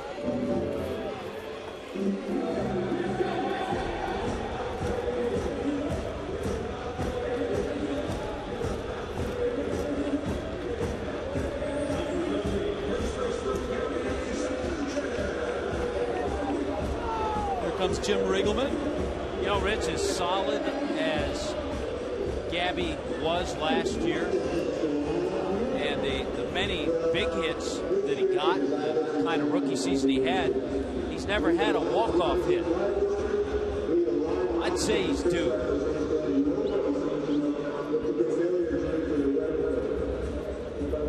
Well, the Nationals have one of their best arms on the mound in Storen. Gabby is up.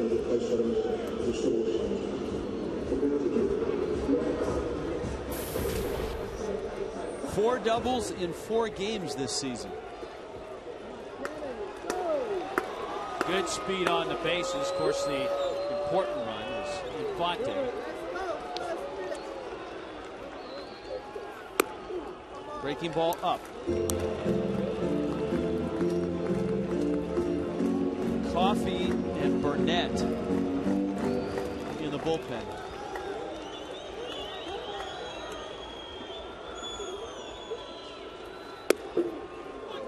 Burnett getting ready for Logan Morrison, who's on deck.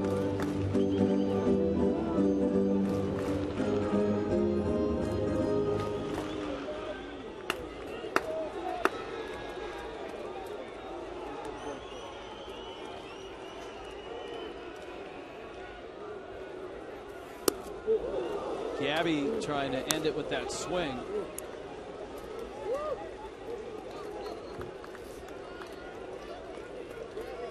There's Lomo, a double and a homer, a walk and a strikeout.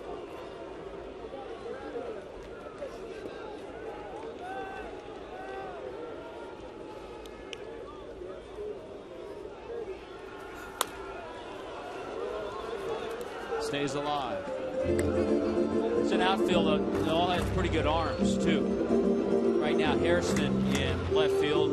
And for a left fielder, a good arm, very versatile player. We've talked about him. Angill, we've seen his arm.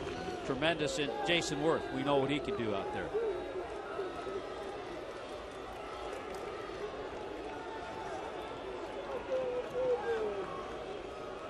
Storen steps off. 0 for 10 tonight. Nationals not much better. Stayed with the breaking ball there. Now it's 2-2.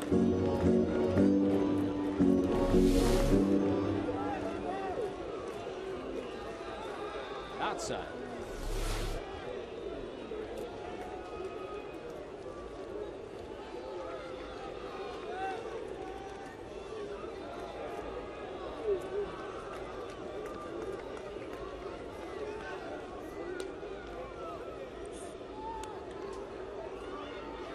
Two. It's in. So a full count pitch now with Infante at second and Hanley at first.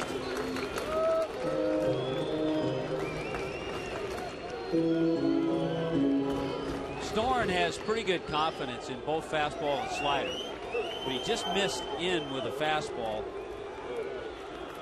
I got to think he'll see slider. Gabby will. Storen stepping off, trying to make sure Infante is not bolting from second. LaRoche is playing behind Hanley at first.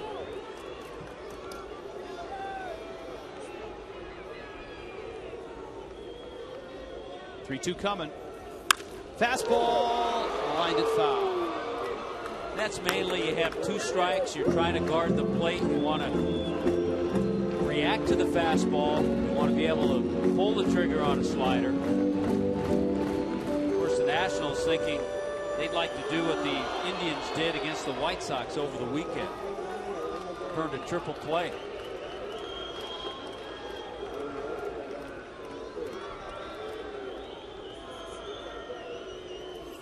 Breaking ball, he was on it, drills it to left field. Infante will get the stop sign. Hairston got to the ball quickly. And so they are loaded up for Morrison. Well, he did get that slider. He was ready for it, reacted well. Hit it too hard, and with the athleticism of Hairston in left field, he charged it like an infielder that he is. And Infante unable to score, but it sets up a bases loaded, no out situation. Riggleman's going to go probably to his left-hander to face Logan Morrison. Going to double switch here as well. Burnett's waiting. Bags loaded, nobody out in the 10th. Marooney called to the pen. When you need a car, truck or van, who you gonna call?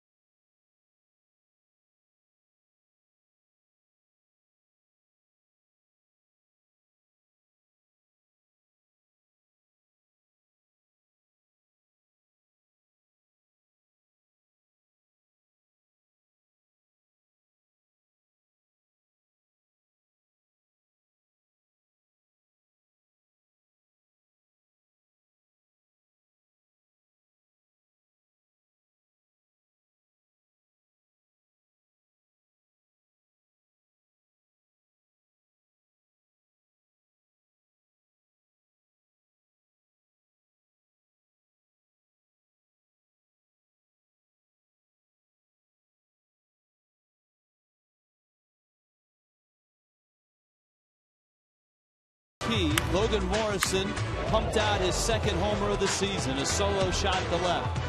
He would double in the fourth. Morrison coming to the plate here, our Toyota trend. Marlins have won 20 of 27 against the Nats in this ballpark. Jim Riggleman has brought a lefty in to face Morrison. The good news for Marlins fans, Morrison in his short major league career is a better hitter against lefties. And a very interesting defensive alignment. Goes after the first pitch and pops it up out into shallow center. On comes Worth. He's there, makes the catch. There were only 2 outfielders. Riggleman had 3 infielders on the right side and 2 infielders on the left side. Look at this. 2 guys here. 3 over here. You got the first baseman you can't see, and only 2 outfielders. And one of those outfielders, Jason Worth, makes the catch on that shallow fly ball. And so now you've got Buck and Burnett. Let's see what the Nationals do up the middle. They're going to play the outfield in shallow. As you pointed out, great arm in center with Ankiel. Terrific arm in right with Worth. Hairston, an infielder, is in left. Buck takes outside from Burnett. John Burnett has had good stuff. He had a tremendous spring. Really came into his own last year. 3-quarter delivery, good fastball, good breaking ball. Infante at third. Buck swings and misses. There's that fastball he crowded John Buck with. So he's a guy that has been comfortable facing lefties and righties. Very good season last year. 1-1 coming to Buck. May have gone after ball 2. But he went after the fastball. Yeah, you know, if you're looking for that fastball, and you know, that's okay. He had good pitches, borderline striker ball, but it was a fastball. Fonte, Hanley, and Sanchez. Morrison popped out on the first pitch he saw.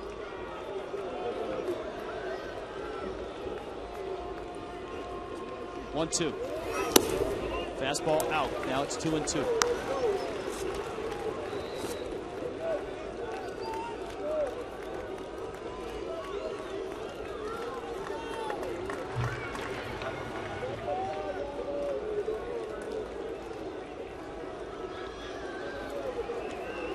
Two coming. Got him a fastball. And that pitch looked like it was out and up. Well, the trend continues in hitting with runners in scoring position. You do put down Gabby's hit with runner in scoring position. 1 for 13 tonight. And all of a sudden, momentum will go over to the National side if the Marlins fail to score here. Burnett against Donnie Murphy. Murphy on a couple of swings, Tommy, has looked at that right hand. You can see him flexing that right hand right now. Yeah, the one that was hit, but that was also the one he had surgery on.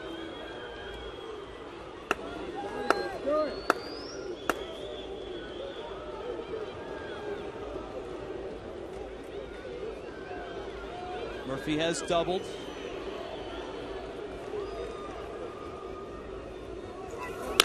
Murphy, line drive. Donnie bleepin' Murphy is back. Walk off, ball game. Marlins win it. Murph knows how to walk off. He did it twice in a week last year. Once off Houston Street, once off Billy Wagner.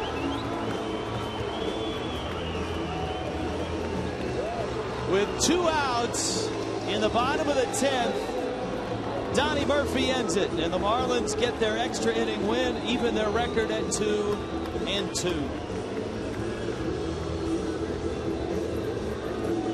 Would have been a real downer had the Marlins not scored, bases loaded, nobody out. huge with 2 outs. Fastball, middle of the plate. I think Burnett was trying to crowd him, get it in the way they pitched him all night. And Murph found that gap into left center. Even a diving effort by Hairston couldn't come up with it.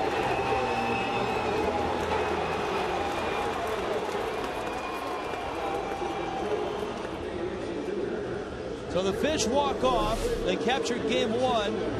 And let's go down below to Allison Williams. A-Dub? Thank you very much, Rich. Donnie, what is it? You got a thing for walk-offs or what? I don't know what it is, but, you know, I enjoy it. You know, I feel really comfortable in the situations now, and I was really thinking positive before that at bat, and I was thinking good things would happen, and that's what happened. You had a little feeling there. What were you looking for pitch-wise? He was throwing a lot of fastballs, so I was kind of looking for a fastball, and he was staying away, and I got a good pitch to drive. This was a game in which the Marlins struggled with runners in scoring position. It was nice to put this away in the 10th. You know, after 2 straight losses, you know, it's nice to come out here and compete. You know, we struggled a little bit, but, you know, we came out with the W, and that's all that matters. Did you have any concerns at the plate coming back after being hit in the wrist, the same wrist you dislocated? There was some swelling Sunday. You sat out. Were there any concerns for you at all? Not really. It felt good coming into today. I wasn't really worried. I just didn't want to get hit there again. But, no, I was really feeling good, and it felt good today. A big defensive play earlier in the game. Logan Morrison in left gets the throw-in time from Worth's hit. What went on there with Infante getting over? How did you guys execute that so well? You know, I was just playing that little just watch the runner kind of play, and I saw him out of the corner of my eye that he wasn't that far past the base, and I knew that we had a chance. And as soon as I caught the ball, I saw him stop, and I saw Omar calling for it. So, you know, it worked out in our favor. It was a heck of a play, and nice to get a win to start the series. All right, thank you. Thanks, Donnie. Guys? Good stuff, Allison. Donnie Murphy and the Marlins get the win in walk-off style. All the highlights and more interviews coming up. Marlins Live is next.